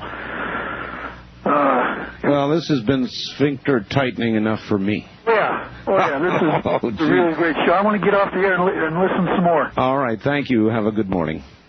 Oh, boy. That's pretty descriptive, like a window. Like that. That's the kind of thing that'll put you on your knees for a while. Line 3, you're on the air. Hi, Art. This is Chris in Carson City. Hi, Chris. I'm calling. This is a story that my brother told to me. All right. And I have no doubt that it's true. He doesn't engage in lying. But my brother was taking a nap. First of all, my father passed away in June of '91, and he had a very sudden heart attack. I mean, I had dinner with him an hour before, and he was perfectly fine. We were joking, and People always say that. He was fine. he was, and we were joking about a local casino there where I like and he didn't. He was saying, well, if I go in there to cash a check with you, I've got to take a shower because it's so greasy, you know, and he was just joking. Yeah. And it was very sudden. Nobody was expecting it. He died very quickly in his rocking chair in a candy bar. And about 6 months later, my brother was taking a nap. He worked graveyard, and he had to sleep during the day. And he had somebody watching his children in the other room. Well, in his dream, he heard a phone ring. Now, he has no phone in his bedroom. But in his dream, he heard the phone ring, and he picks up the phone, and it's my father on the other end of the line. Now, my father was a compulsive gambler, and I think one of the things that killed him was the stress of having gambled away everything that he and my mom had. Guilt. And my brother said that he heard casino noises in the background, and the noises of slot machines, and he could tell that my father was calling from a casino. Yes. He said, I need to talk to you, and I need to make it quick. I've gambled away all my prayers, or I've cashed in all my prayers to make this call to you. And apparently, the way my dad said, he said, the way my dad had it, people pray for you, and the prayers are part of the economy of this place where he was. And as many prayers as people prayed for you, that was the things that you could do. And he was using all his prayers to make this call. And he said, I have a message for you. He said, you're going to die within a year, but that's not the message. I have a more important message that I really need to get to you. And before he could get the message to my brother, the phone went dead. And my brother woke up. He came out of the room, and he didn't think much about it except that it was a dream and the stress of my father having passed away. And my little niece came in and said, Daddy, who called you, and why is there a phone in your room? And now it's been 2 years. My brother isn't dead. And so I kind of discounted the whole thing, except that my mom said that there are different ways of dying. Now, when my dad died, my brother was always dependent on my dad for everything, and never really could hold a job, never really could do anything. As soon as my dad died, my brother started going to college. He started getting work, getting a job. Doing all the things that had your dad lived, it would have wanted him to. Now, I think that my dad was saying that, hey, the old Dan is going to die in a year. There's going to be a new Dan. That's the way I see it, that there's a totally different man, responsible, taking responsibility in his life, doing the things in his life that he should be doing. I've got you. I've got to go. Would like to know, though, what the other message was. I can imagine. Thank you for the call. Thank you for the story, and a good one it was. Now, there's lots of ways to die. Line 1, you're on the air. Good morning. Good morning. This is Joyce Button from Toppenish, Washington. Hi, Joyce. How are you doing this morning? Fine. Just fine. Good. Oh, well, first off, I wanted to tell you that I'm an Indian woman, and I really can identify with some of the things your callers have been saying. But I wanted to talk about Uncle Joe. Uncle Joe, all right. If you can remember that fellow. I do very well, yes. Okay. I was married in 1977 to a man that, they have a long book. I guess it dates back years and years ago, and really wasn't paying a whole lot of attention to what was going on in his life. But being an Indian woman, there's a lot of spirituality in my own family line.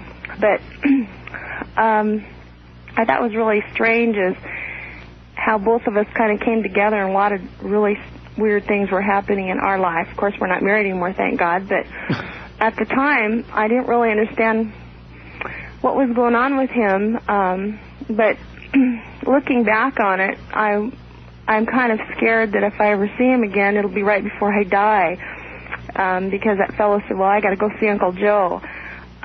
Everywhere he went, and I know that his family, they were older, but he would go to see, he'd want to go see his aunt or his uncle or whatever, and right before he got there, they'd already be gone. And the same thing happened with a teacher that... It would be just a sudden impulse. He didn't have these frequently, right? But when he did have them, somebody actually died? Right. And I really wasn't paying it a whole lot of attention, you know, what was going on, until my foster father, who I was real close to, he had a terminal illness, and we all knew he was going to pass away. He was dying of cancer over on Whidbey Island, and I went over there, and I said, hey, I've got to go. I've got to get ready right now, and I threw my things together and took off, and I had this vision, one of the first visions I've had, and I've had quite a few since, but there was this airplane. It looked like a tiny toy airplane, and these 3 huge angels behind it. And then you could see inside this airplane and these passengers, but this one passenger, I couldn't see their face, and it was like a real tiny airplane, and he was wearing a gray jacket. Well, my husband had to work overtime and said that he couldn't go to see my father, and they were real close. Well, he came, there was a knock at the door, and I looked out, and there he was, and I really didn't think anything of it, and I opened up the door, and there was this terrible feeling of death that just went right through me. And my foster brother, who was a nurse, literally ran down the hall, and he said, no, let me get him ready for you first. And I just got terrified, and I took a look at his face, and I said, well, let's go across the street and see the kids, because they were staying at the neighbors. And halfway through the clearing, I felt my father die. And I just felt so horrible when I felt his spirit, you know, just leave. And, of course, I knew my dad was dead, and I went and tried to get him involved with, seeing the children. When we got back, my mom was having a glass of high cherry wine. Dad had always made wine and stuff, and she looked right at my husband's face, and she just with hate in her eyes, and she said, well, he's dead, you know, like he had been the one to kill him. And all of a sudden, I remember that vision of that gray coat, and I looked at my husband. He was wearing that gray jacket, and it was him. He was coming, you know, in that tiny plane. And that's how he had gotten there. He had flown there, chartered a small plane to come into Whidbey Island, taken a taxi, and come to the house.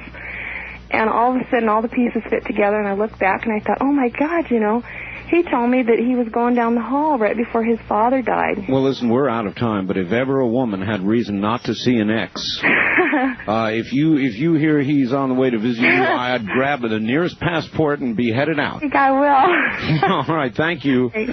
Bye-bye. And while we're on the subject of airplanes,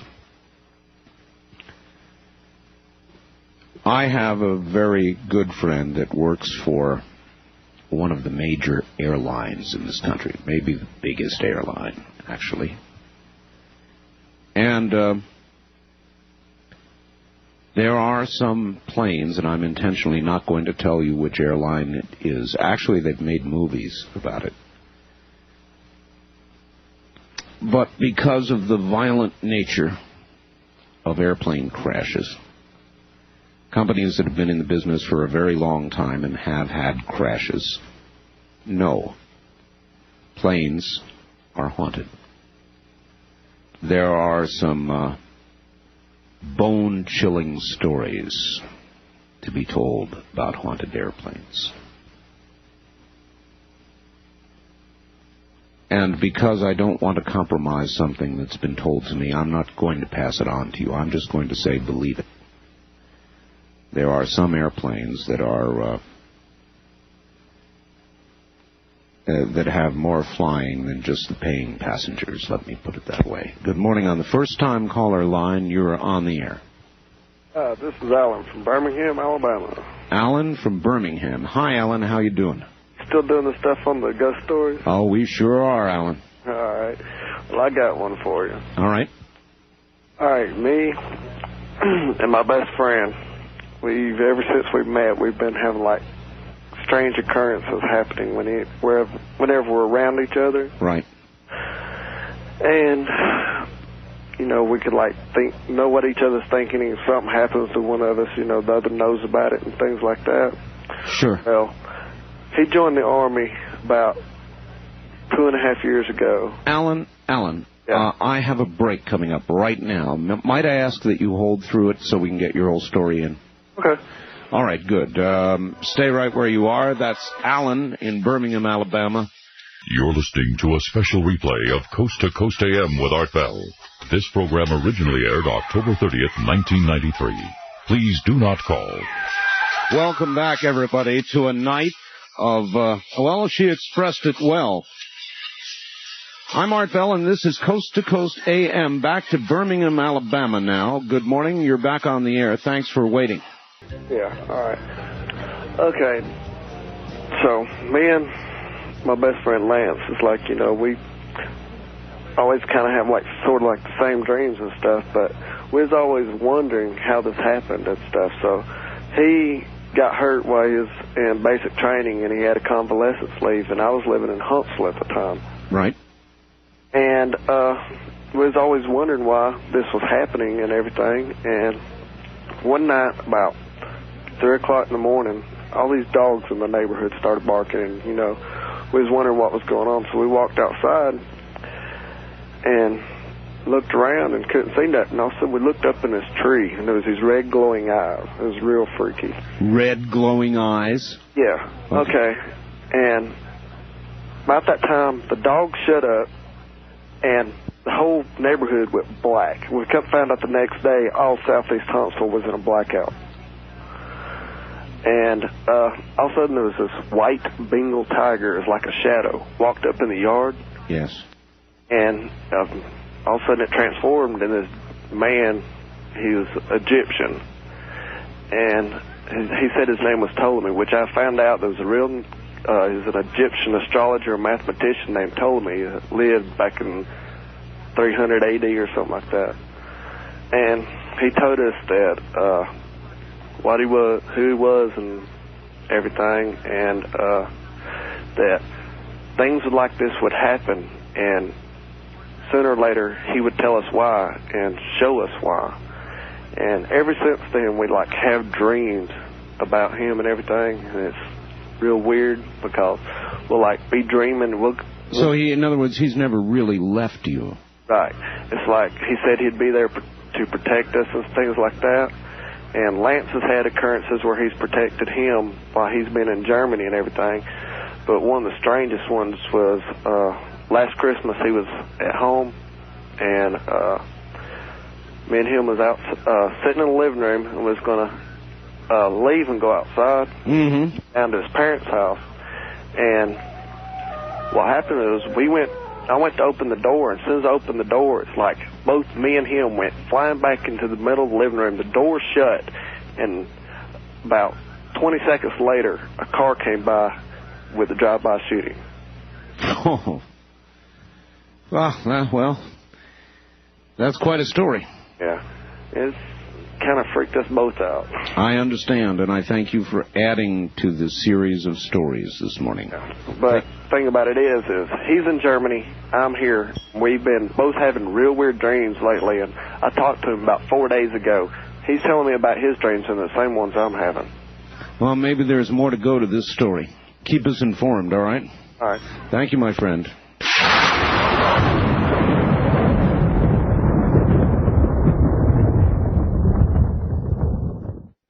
Line 2, you're on the air. Morning, can you hear me? I can hear you, but not well. Let me see if I can make it better. Can you hear me now? Oh, much better, yes. Okay. What I'm going to tell you, I've never told anyone before. It started many years ago. I was born in 1949 in April. And April 5th, 1952, 5 days before my third birthday, my older brother died.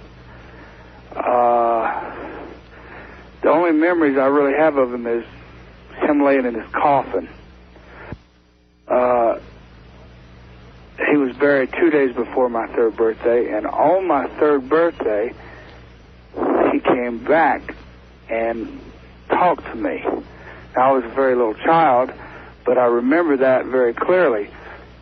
Since that time, and I'm 44 years old now, every April 10th, no matter where I have been in this world, he always comes back and talks to me again. How? I mean, what form does he take? How does this happen? He looks exactly like he did the day he died. He looks like a 4-year-old child. And it doesn't matter where I am. When I was in Vietnam, it doesn't make any difference. All I have to do is be by myself for even just a few seconds, on my birthday, he always comes and talks to me, and he always tells me. He doesn't tell me anything that, is really revealing anything. He just tells me if everything's going to be okay and not to worry about it. How do you handle that? I mean, well, it's been ever since I was a little tiny child, so it's normal for me. I mean, I don't tell anybody about this. I wouldn't be telling you if it wasn't on the. What about your parents? Who I am? I know. What about your parents? As far as I know, they never have any. Nobody's like. He always told me to not tell anybody, so I've never heard anybody else say anything about it, so I don't know. I just know that he talks to me every April 10th on my birthday.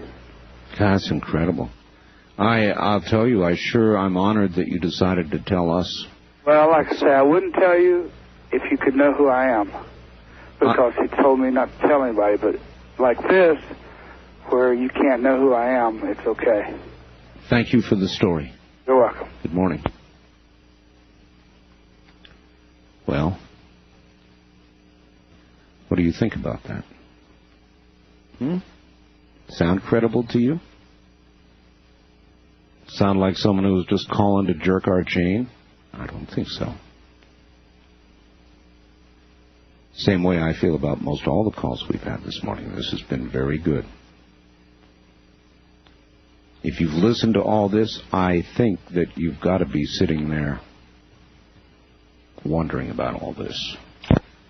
Hi there. First-time caller line, you're on the air. Hello?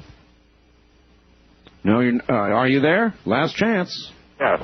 You are. Where are you, sir? I'm calling from Denver. Denver, Colorado. Welcome to the program. Yes.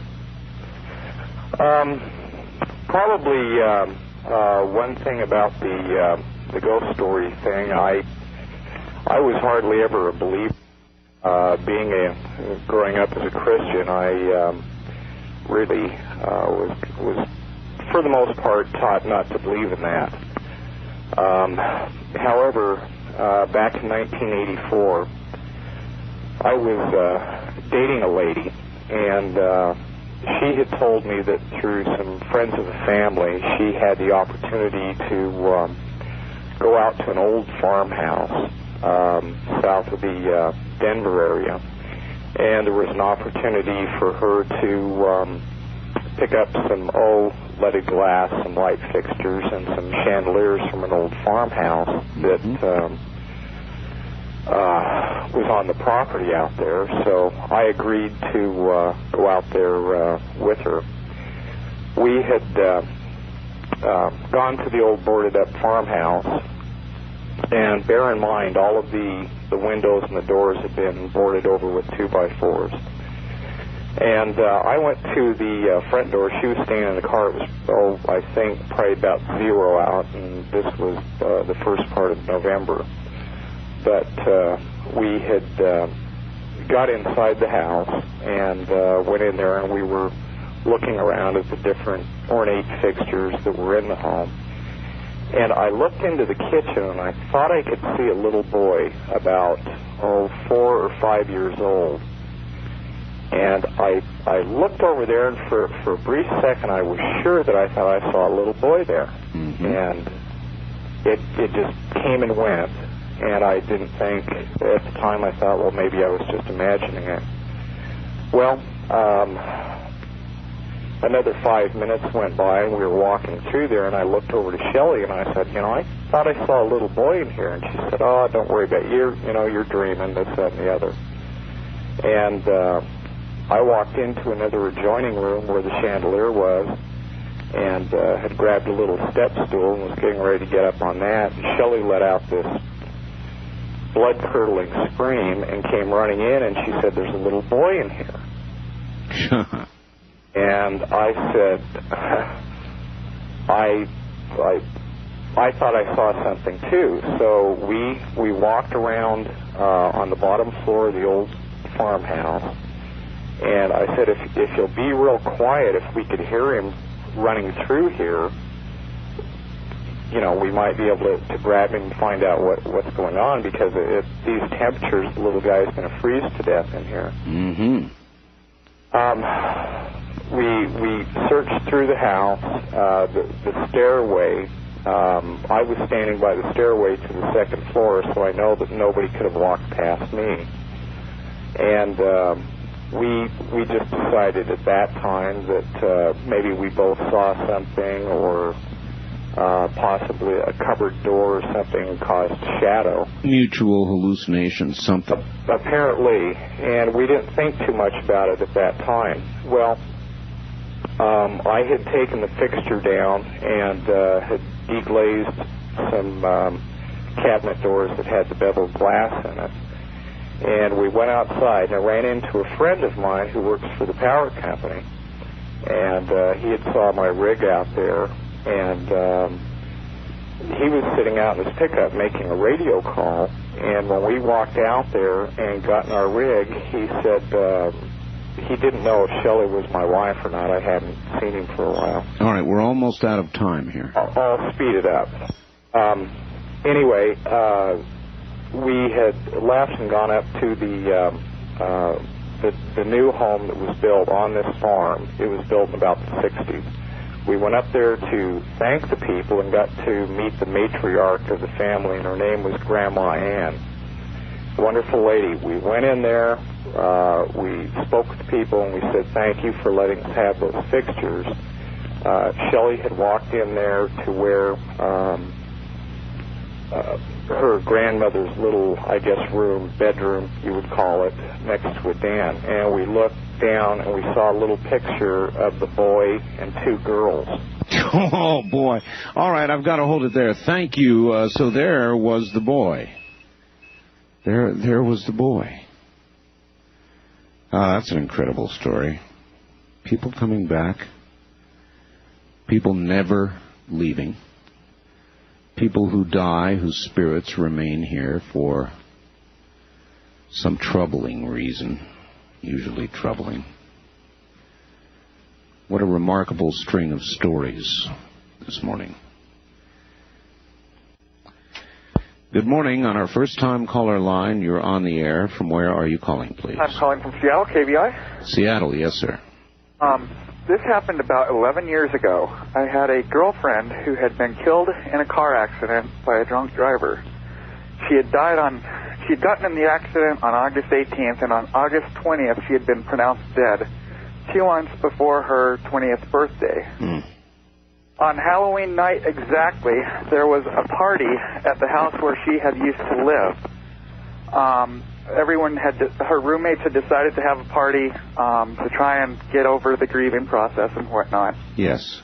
We had hired a band out of Everett, and I was over at the house to let the band in. And the band that had came, nobody knew about Lisa that had died.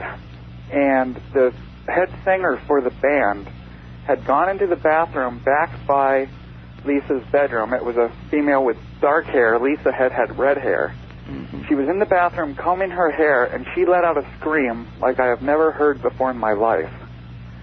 I went running back there, and she's standing there in the mirror, just white as could be. And she looked at me and she said, "Somebody has died here." And I said, "What do you mean?" And she goes, "I looked into the mirror, and it wasn't my face." Oh. And then she said, she described Lisa right to a T. And she walked out of the bathroom and turned and looked right at Lisa's room and said, "That's her room." Well, the first thing I thought was that these people were trying to play a very sick joke. And got together with a couple other people and were talking about it. And this girl from the band kept wanting to leave. And before she had gone into the bathroom, she had been so excited about playing this gig. Later in the evening, I was standing in Lisa's bedroom talking to somebody, and I looked into the window and saw her reflection from behind me and heard her voice asking me to leave.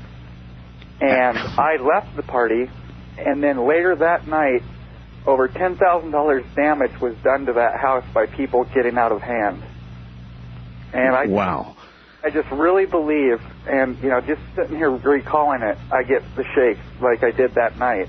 And I just really believe that she had came back not wanting people sitting there getting drunk. I'm kind of curious about something. How has this affected your spiritual life. Since that time, what's your belief system like? I mean, are you now absolutely convinced that there is another life? Oh, yes. I've been convinced. When I was a child, my parents owned a mobile home, and they had always told us that this mobile home was haunted, and have always told this story. And we always thought they were kidding with us, trying to scare us and whatnot. And until this happened, I really didn't believe it. And, I still get the shakes. I'm sitting here shaking now thinking about it. Hearing these other stories must be a very reinforcing experience for you. Yes, it is. Thank you for the call. Thank you. And good morning.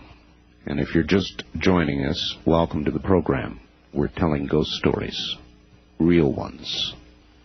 The place where Halloween is really occurring. Right here. It's called Coast to Coast AM. Good morning. Line 3, you're on the air. Hi, Art. Hello. Some incredible stories tonight. This is Margaret at Grants Pass, Oregon. But anyway, my story dates back to 1945. And the year of my birth, I might add. Oh, you're that old? Oh, my goodness. Well, I'm 71. Are you that old? Yeah. Oh, my goodness.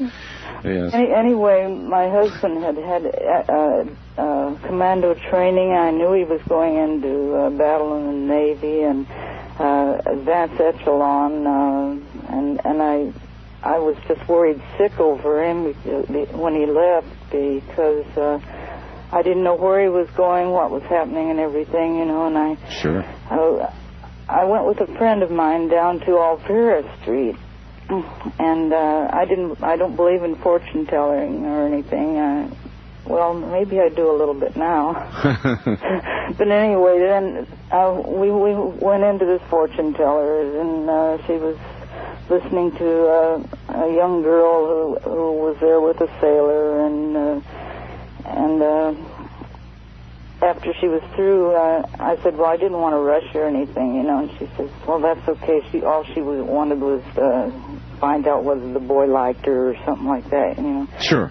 So then I told her, that I was worried about my husband, and we had only been married a short time, and she said not to worry about him, to take care of myself, that he would be just fine, but just take care of myself, So I didn't think too much of it. But sometime later, I went by myself to an elderly man in Maywood, in southeast L.A., and he was a fortune teller, and after he told me that he was going to be just fine and I should take care of myself, and he called me all the way out to the car, kept telling me, now you watch out, you take care of yourself. Well, how come you didn't turn around and say, why? I mean, what's going to happen to me? I think I'd have to ask. Yeah, well, I just didn't believe in fortune tellers, I just... yeah, but I mean, we're talking same message, two tellers. Yeah, that's right, but I didn't link them together. Really. All right, we don't have a lot of time, so what happened? Well, what happened was that VJ day came, and he was just fine, and everything was going great. And in October, I had a dream that this factory I worked at, I was up on a mountain, and I was looking down, and there was a big explosion, and I rushed down there, and there was one guy sitting there, and he said, everybody got killed but me. Oh. And about a week later, I was involved in an explosion, and I was the only one that was hurt. And I was in the hospital, and I think the first day they had a horrible heat streak, and I asked God, I said, please let me die. This heat is terrible, because all the good hospitals were filled up, and this was... All right, we're about to not be able to continue, so I'm going to have to say we'll hold it there. Call me next hour if you can get through. Thank you. I'm sorry. From the Coast to Coast AM archives, you're listening to The Best of Art Bell. This program was originally broadcast October 30th, 1993. Art will be live tomorrow night for his annual Ghost to Ghost AM show. If you have a story for us, come on ahead. We've only got one more hour of it, and this is it. Wildcard line 3, you're on the air. Good morning. Good morning. I kind of like to share a story, well, 3 stories if I have the time. All right. Where are you? Where are you, please? I'm in Little Lake, California. Little Lake, California. All right, go ahead. The first time that I ever had some sort of strange experience, I was lying in my bed with my eyes closed, and I could see these faces floating through my room. And they were a lot like the faces out of the death pits of the concentration camps. They were hollow-eyed and gaping mouths. And at first I was kind of mystified by it, and it seemed like minutes, but I'm sure it was only seconds. And I thought to myself, well, if you're here for good, you can stay. If not, if you're here for no goodness, go now. And immediately the faces disappeared. The other story, my husband was in the Pacific, and he was fighting the Japanese. And there was a young Marine that came back across the no man's land, and the Japanese were shooting everything they had, and when he got to the other to their lines, he was riddled with bullet holes from his waist down. His legs were, all his bones in his legs were shattered. And whenever the chaplain asked how he got there, he only replied, "My father brought me back. My father brought me back." And whenever it come to find out, I think the Yank magazine wrote it up in the fact that the chaplain found out that the father had died in the Battle of Aragon or some other battle. The third one was a couple years ago here at my home. We had these footsteps constantly, maybe 2 or 3 times a month out across the patio and wooden deck. And my husband was out in the workshop working one day, and each time we'd hear these footsteps, we'd check them out. There would be nothing there. And this particular night, he was working out in the workshop, and he thought I'd called him, and I said no. And he went on back to what he was doing, and suddenly a hammer flew across the workshop and just missed him by fractions, and there wasn't a soul nowhere. Wow. And we have no idea how the hammer or who threw the hammer, but it went across the shop nevertheless. Unmistakable message, nevertheless. Nevertheless. Thank you very much for your call. Mm-hmm. And adding to our list of incredible stories this morning. Some of these have been truly incredible. And I'm going to have to sit down and listen to a tape of this program myself. We'll be right back.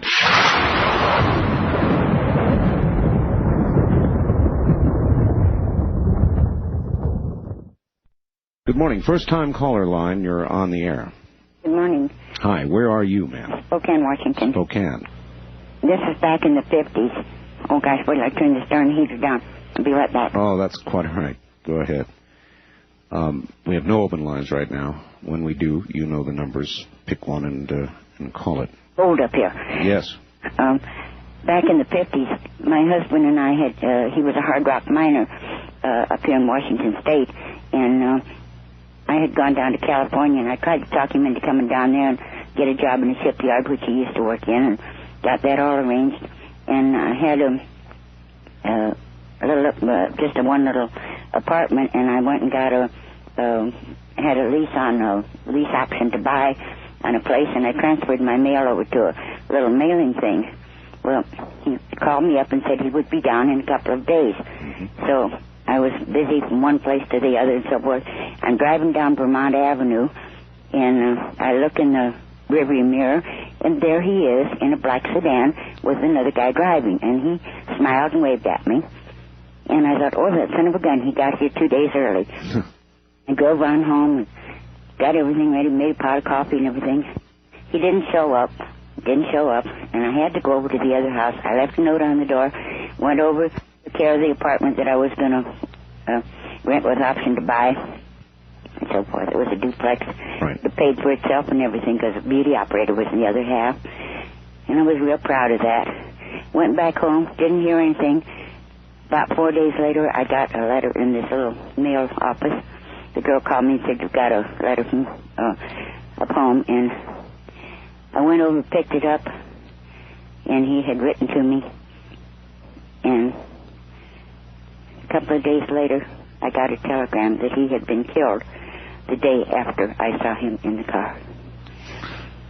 Oh, gee. I have never remarried. It was such a blow. I just couldn't believe it. I mean, he was killed. He had sold the house. He had sold our furniture. He had packed up things to ship and everything.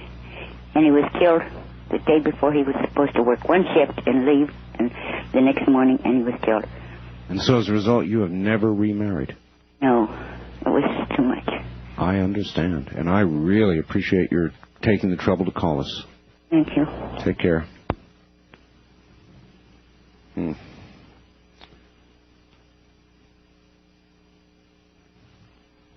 Line 3, you're on the air. Good morning. Hello. Are you there? I'm here. I just wanted to say I had an incident happen about 4 years ago. I went to my mother's house, and my mother has her grandmother, at the time was her mother, was living with her, and she was approximately about 90 years old, and pretty well bedridden. I mean, she couldn't get out past the kitchen. Sure. And we went to dinner. I just happened to stop by and see her, and she said, "Let's go to dinner." And I said, "Fine." So before we left, she always keeps the windows locked. We always lock the doors. I mean, that was just one of her pet peeves. And we went to dinner. It was about 20 minutes away from where we were at. And we were at dinner, we were talking, and I never really got to know much about my grandmother. And I had said something about, well, what was my grandfather like? And we talked, and she said he was real mean and vindictive to your grandmother, and that was one of the main reasons why they divorced. And he died. He was an alcoholic, and he passed away, and so many years before this. So, I mean, we went into other conversations, and at the end of the evening, we went back to the house. We came out, went to the back door, and in my mom's bathroom, which is at the other end of the house, there would have been no way my grandmother could have got, because she had a wheelchair to the kitchen. That was as far as she could go, because she lives in a trailer house. Right. And we got to the back bathroom, and I happened to go in first. And I walked in, and I was just about to shut the door, and just something told me, don't shut the door all the way. I looked up, and on the inside of the door, she had one of those length-away mirrors of the door length. Oh, yes. It had been lifted up past the doorway, and then it was like about 2 feet above the doorway, and it had been tightened all the way. And it had it probably had about 12 or 13 of those latches you screw in and tighten. Right. Every one of the latches was completely tight, because I just completely went over this thing. There was no forced entry. There was nobody had a key. The only people that have a key to that house is my mom and my dad, and he lived up in Ely. And this chill just ran down my back, because if anybody was to break into the house, I mean, there's been just no godly reason why they would just raise this mirror up and tighten it down like they did. And I told her to come in. I says, "Were you messing with the mirror earlier this afternoon?" She said, "No, I've never messed with the mirror." And she looked in, and her face just turned white. And, I mean, it was just really weird. And we went in to check on my grandma to make sure she was all right. And she was in the other room. She was just muttering my grandfather's name, just kept muttering. I mean, she never really ever talks about him. And she just kept muttering. I mean, she didn't say, but just kept saying his name over and over and over again. And, I mean, after that, I mean, I've heard stories and stuff, and I used to be skeptic about it, but never again. I mean, to this day, when we took the mirror off the next day, I mean, she didn't even want the mirror in the house. I took it to the dump and got rid of it. But, I mean, that is probably one of the weirdest things I've ever had happen to me, or to her, for that matter. Well, you've told that story on the right morning, sir. Thank you. Thank you very much. Take care. And I know that a lot of you sitting out there listening to all this morning have got to be going through some changes, because I sure am. These aren't nuts. These people are literate, obviously well-educated, articulate, young, old, middle-aged. That last caller was just another example. How can you ignore it? Good morning. On our first-time caller line, you're on the air. Hello, Art. Hi. Hi, this is John calling from Fairbanks, Alaska. Hi, John, all the way from Fairbanks. Yes, I want to know if perhaps you're having some poltergeist in your radio feeds tonight. I hope not. Why do you ask? I don't know if any other callers have picked this up. I don't know if it's in one of your network feeds or what, but periodically, starting with your first hour through your second, third hour, every so often I'd hear a background noise. It sounded like a duck quacking. I mean, this, come on. Now I'm recording your program, and there are quacking ducks. There's poltergeist or something on your program. I'm sure other listeners. Do you have the tape there? I have the tape going right now. Look. Oh, well, you have it going now to record your own call. Exactly. I turned everything way down, but hopefully I can still record it. But periodically. All right, I'll tell you what I'm going to do. Okay. I'm going to terminate this conversation with you now. Mm-hmm. And what I want you to do is cue your recorder to where you've got that on tape. Okay. And call me back and play it. Okay. Will you do that? Tonight? Tonight. Okay, I'll try because it's been probably an hour since I've heard it, but I'll try to get it for you. If you can do it, call me back on the same line. Okay. All right? Okay, I'll try to do that because I wanted to share a couple stories with you. Well, if you want to do... All right, fine. Go ahead and share. You've got time to share one now. Go ahead. I'll try to do that. But when I went to school, I went to school with this boy, and he had a pretty rough life. He lost one brother in the 8th grade due to some childhood illness, and then a brother that was a couple years older than him went to Vietnam. And he was killed when he was a gunner on board a helicopter, and he was killed in action in Vietnam. And he led a fairly unhappy life, and we parted ways, and I joined the Air Force, and I ended up in Alaska, and I was stationed at Eielson Air Force Base, and one night he came to me in a dream, and he was very sad in the dream, and he was crying. And he expressed to me in the dream that he'd been hurt badly, and he just had a car wreck. And I just thought it was a dream. And a few days later, I received a letter from my mom and a newspaper clipping that he'd been killed in a car wreck. Oh, boy. All right. And it was more than a coincidence. I understand. All right. Look, let's hold it here. Call me back with that tape. Line 3, you're on the air.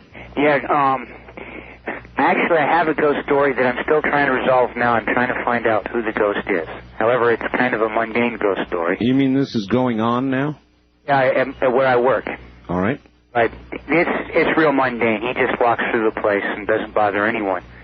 But when I lived in Santa Barbara, my father was a pastor of a church.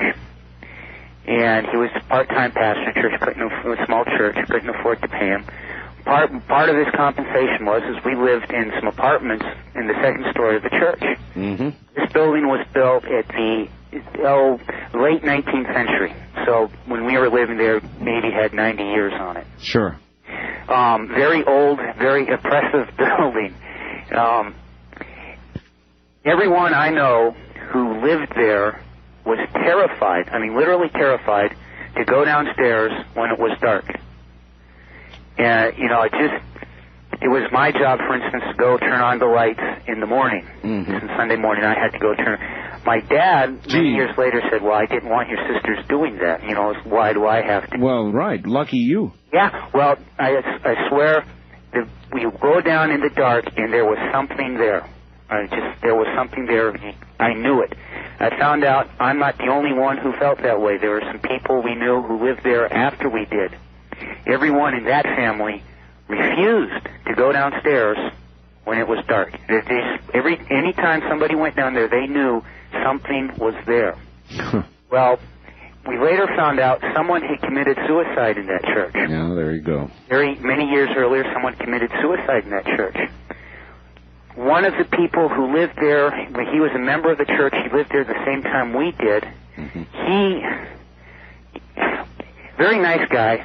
It turned out, this happened just a few years ago, this man murdered he just flipped out and he murdered his mother and his father. And he'd lived in that church for years. I don't know if it's connected, but he had flipped out, he murdered his mother and his father. It absolutely wouldn't surprise me. It made the news here in town. And this happened a couple years ago in Santa Barbara. Mm-hmm. He knifed his mother and father. The church was sold.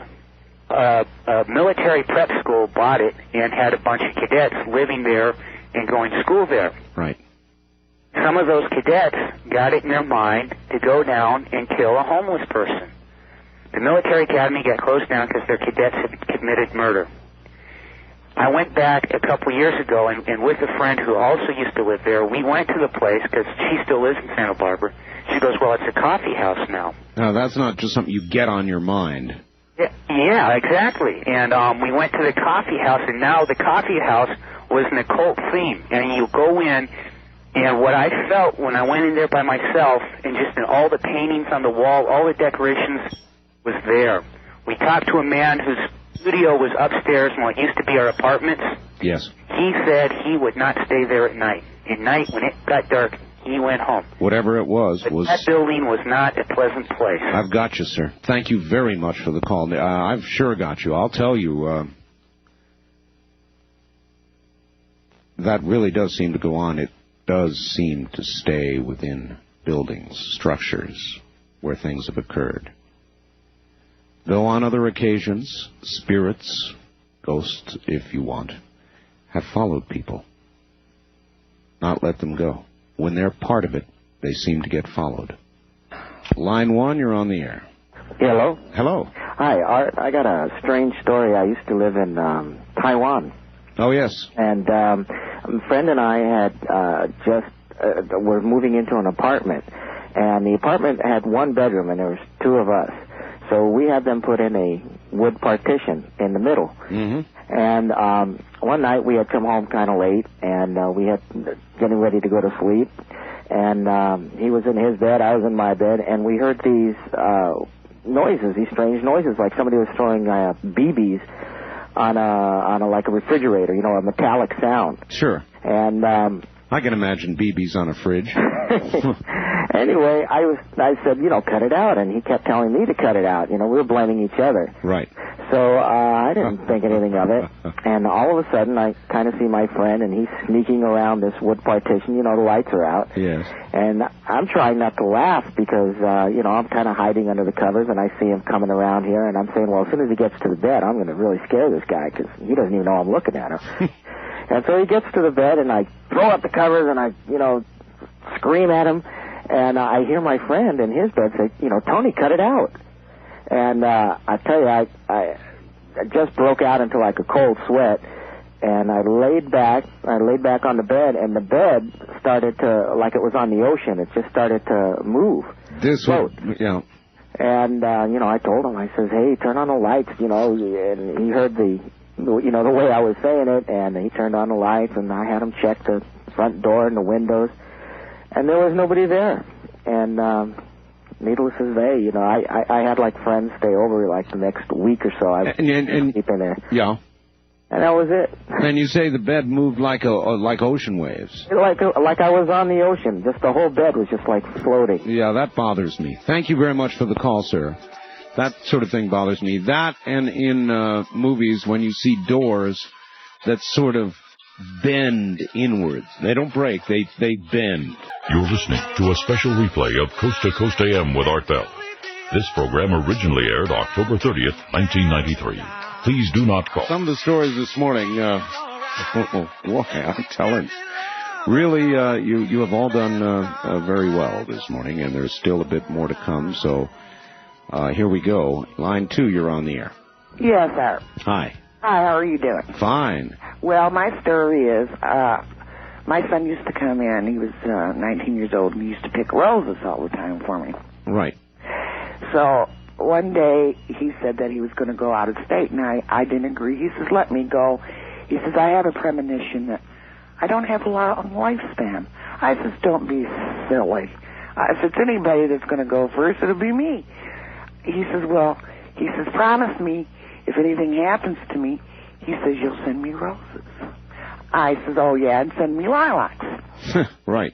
So a year later, he got in a car accident, and he passed away Christmas. We lived in an old farmhouse over 100 years old.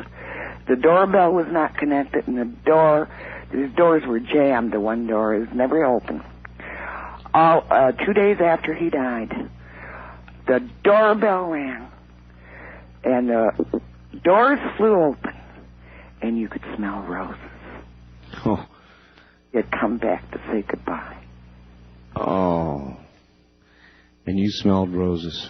Yeah, the smell of roses. And we were just... How did you react emotionally when that happened? I had a very good feeling because he came back to say goodbye to me. And I knew that there was something. That there was something because he was only 20 years old when he passed away. There is something, ma'am. Yes, definitely. Thank you. You're welcome. Thank you for the story. A lot of stories like that. Variations of it. People who have left didn't get finished with their business before they had to go. Good morning. On the first-time caller line, you're on the air. Art, this is John calling you back from Fairbanks. Hi, John. Oh, yes, John. I've edited the tapes. Now, I'm going to try to let you hear this duck quacking, and this was just a few minutes ago when you were talking to the young gentleman just before you took your station break. Yes. Now, if this doesn't come across from this portable tape player, I will make copies and send them to you and let you pick it up yourself. All right, let's hear it. Here goes. This is just from about 10 minutes ago. We'll see how this comes across the network. Here it goes.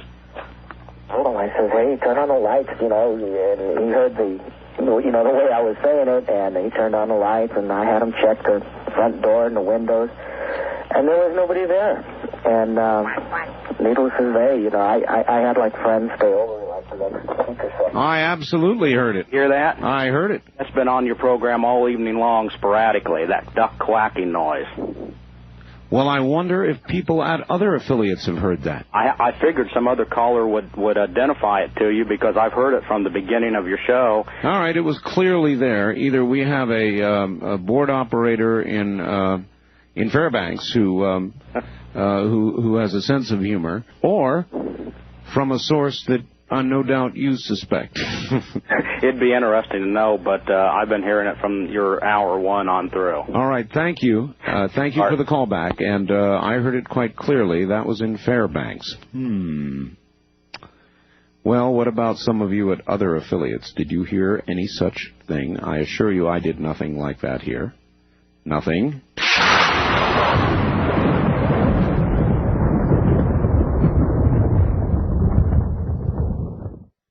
Line 2, you're on the air. Good morning, Art. Oh, good morning. Yes, I wanted to say when I was a teenager, I was sleeping away, and in this dream, I was holding up my casket. So I was screaming, and my mother come running in, and she said, "What's the matter?" I said, "I'm holding up a casket." And she said, "Who's in it?" And I said, "Your brother." So in 2 days, she got the call. He had died. Oh, how did she... when you told her that in the first place... I'd seen his face in the casket. How did she react to that when you told her? She was more or less a psychic herself, and she believed it, and he had a sunstroke.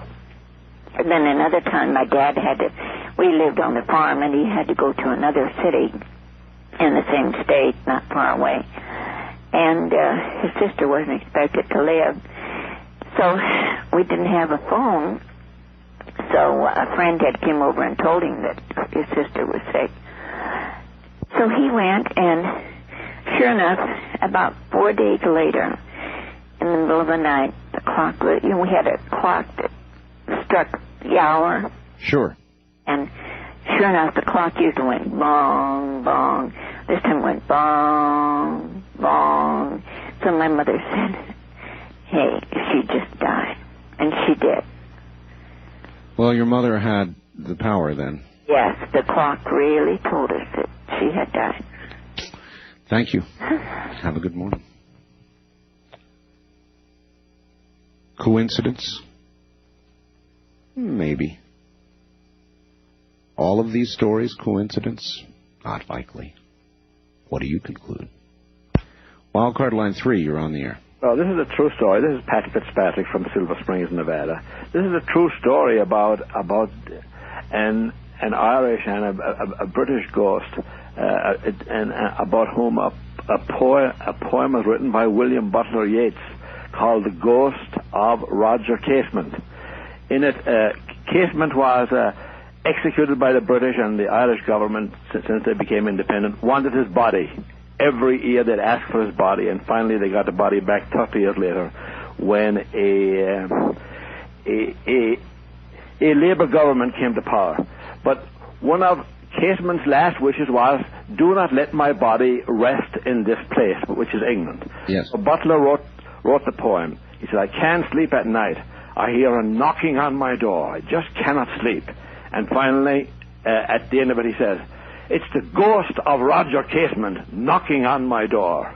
And then the British guy, and of course that poem, it was published by Yeats just when Ireland was about to go in on the British side in the Second World War. And because the British government had refused to give the body back, the Irish government stayed neutral. That's quite a story. Yeah, William Butler Yeats, The Ghost of Roger Casement. Thank you, my friend. Bye. Have a good morning, Mr. Fitzpatrick. Line 3, you're on the air. Good morning. Good morning. I'm going to relate a story that goes back to 1968. I was drafted, sent to Nam because of the tremendous turnover of people and whatnot. Well, I was in the infantry. We were stationed in a small fire base close to the Cambodian border. Mm-hmm. And it was an evening where it was our turn to go out and set up an ambush. We set it all up. We had everything laid out so that if Charlie came walking along, we could do our thing. Sure. And one guy was awake. The rest of us were asleep. That gentleman woke us all up. There was 6 of us, and we all saw a small party of Vietnamese coming at us. They were armed and whatnot, and at the appropriate time, we sprung the ambush and whatnot, and nothing happened. I mean, they just kept right on walking through it, not even looking at us. Like, incredible. It was the most crazy thing that happened over there while I was there. Imagine everybody check their ammunition. Well, you know, when you let go of the claymore, you know something goes. Absolutely. And it was the most. I mean, the country itself is a spiritual country, but then to have that happen, and I've never seen. You know, I don't know. Any of the other gentlemen. I don't know if it's that with us. Yeah, I don't know if it's that surprising, sir. People who die violent deaths tend to linger, and there are a lot of violent deaths in war. I've never experienced anything like it, and I doubt if I ever will. But it was, and I've never told anybody about it. Big effect on your life? Well, without a doubt. Without a doubt, the whole thing was a big effect on my life. Well, I'm honored that you chose this moment to tell the story. It was a good time. Thank you. Thank you. Letting me say it. Thank you. Have a good morning. Do you believe him? Did he sound crazy to you, affected? Oh, I suppose you might say that with the strain of war, combat, things like that might happen. Might be a mass hallucination. Or more likely, not. Good morning. On the first-time caller line, you're on the air. Hello, I'm calling from Mesa, Arizona. Mesa, welcome to the program. This takes place on the Navajo Reservation, near the trailhead of Rainbow Bridge, and in the vicinity of Navajo Mountain. My father and I were camping in about 1976, and we were camping in the ruins of the old Rainbow Lodge. It had burned down I don't know how many years ago. Yes. And as we were going to sleep, after we'd put the campfire out, we both felt a presence of some sort. Didn't see anything. It was something we both felt. The most notable thing is that my father's a preacher, a Free Methodist preacher, and he also has a master's degree in archaeology, or anthropology, I should say. And he felt it too. I know he did, because he said he wanted to offer a prayer, and he prayed something about having a shepherd watch the sheep. Sure. And it I guess eventually disappeared because we both went to sleep and didn't really talk much about it after that. And that was that's the only thing I've ever happened close to that. Close to anything ghostly. But it was enough that you knew that it was something. It was there. There was a definite apprehension, a feeling of apprehension in the air. And I'm sure that people who have lived out on the reservation or visited or been in the sacred parts, which is, I guess, Navajo Mountain is part of the sacred area, have stories like this. And I'd be interested to hear from them, too. Maybe you will. Thank you for the call. Gotcha. Right. A presence, felt, distinctly felt. Have you ever felt that? No question about it. Something's there. Or no question about it. Something cold and not particularly welcome is in your area. It's not a trivial emotion. It's overwhelming. It comes in waves. Have you ever felt it? Line 1, you're on the air. Good morning, Art. The fellow from Fairbanks is exactly right. I've been jiggling my radio, wondering what's wrong with it tonight. Usually. Where are you? Anchorage, KNI. You come in usually as clear as a bell. Tonight it's been glitches and pops and strange. Really? Strange. I have a story about witchcraft in the Arctic and immortality. All right. 1961, I was visiting an old Eskimo friend in Teller, which is up on the Seward Peninsula, hop, skip, and a jump across from Siberia. Yes, sir. Near the Arctic Circle, a beautiful day, and this old man, William McQuillock, tribe historian for that Mary's Igloo tribe, quite a famous Eskimo and a young man. We took a skiff, went about 30 miles out of Teller to snipe for gold up a little creek at an abandoned gold mine. I was walking along the creek, and I saw something I couldn't believe. A track of a human footprint, left foot, barefoot, in the sand. The creek had just dropped, and this was very, very fresh, and I couldn't believe it. My foot was exactly 12 inches long. This was 4 inches longer than mine. One human footprint in a place where you had to walk carefully or you'd cut your rubber boots on the sharp rocks, a lot of quartz there. I called William and his cousin over and said, "What is this?" He took one look, turned, and started walking away, both of them. About a mile back down to the skiff, and I couldn't figure out what's wrong with him. He acted afraid. I went down, and after a lot of persuasion, he told me a story of the most famous shaman. At the turn of the century, there was a huge Eskimo, nearly 7 feet tall, he said, a huge man, who traveled amongst the villages. Strangely, he'd show up 150 miles away in one day. He preached to the people. He healed the sick. He even raised the dead, William told me. A young boy had died, and he put a tent over the grave, crawled in, a big noise, a roaring sound, and he walked out with the boy. This is a famous shaman. Turn of the century, the Great Nome Gold Rush. The Army came to try to keep order. They had a law that no witchcraft could be practiced. Well, this huge shaman showed up outside of Nome, and a troop of soldiers went out with a captain to arrest him because he was preaching revolt and warning the people, the Eskimo, against the coming white man. He said, "You cannot do anything to me. I have powers greater than you." And he had a man take a spear and stabbed him to prove it. Spit on his hands, rubbed his side, and there was no scar. And the captain almost went nuts, but he arrested him.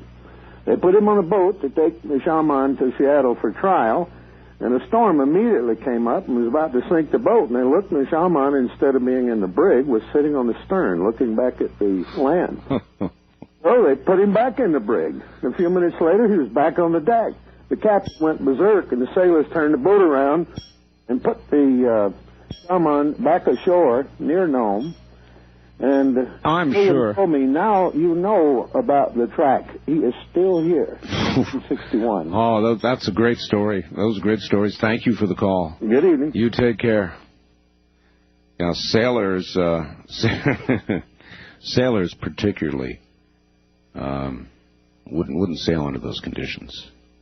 And you know that goes for sailors today too. It hasn't changed. You don't venture out to sea with that sort of thing. around you. You don't do it. You just don't do it today or then. Good morning. On the first-time caller line, you're on the air. Hi, this is Mark again from KNZR in Bakersfield. Hi, Mark. I just wanted to say real quick, we haven't heard any quacking ducks, but we've had a similar experience before about a month ago during your show. What did you hear? And some ladies had called up during business hours and said they kept hearing someone saying they were going to kill them way in the background. Really? Yeah. So I don't know, maybe somebody along the line is... Well, you never know, of course, Mark, as you well know, you would have the power there to make something... Yeah, they thought one of us was doing it or something. I see. Well, I appreciate the information. I find it a little unsettling, though. Yeah, okay, just want to let you know. Thank you, Mark. Okay, bye-bye. Bye. That's a board operator there in Bakersfield.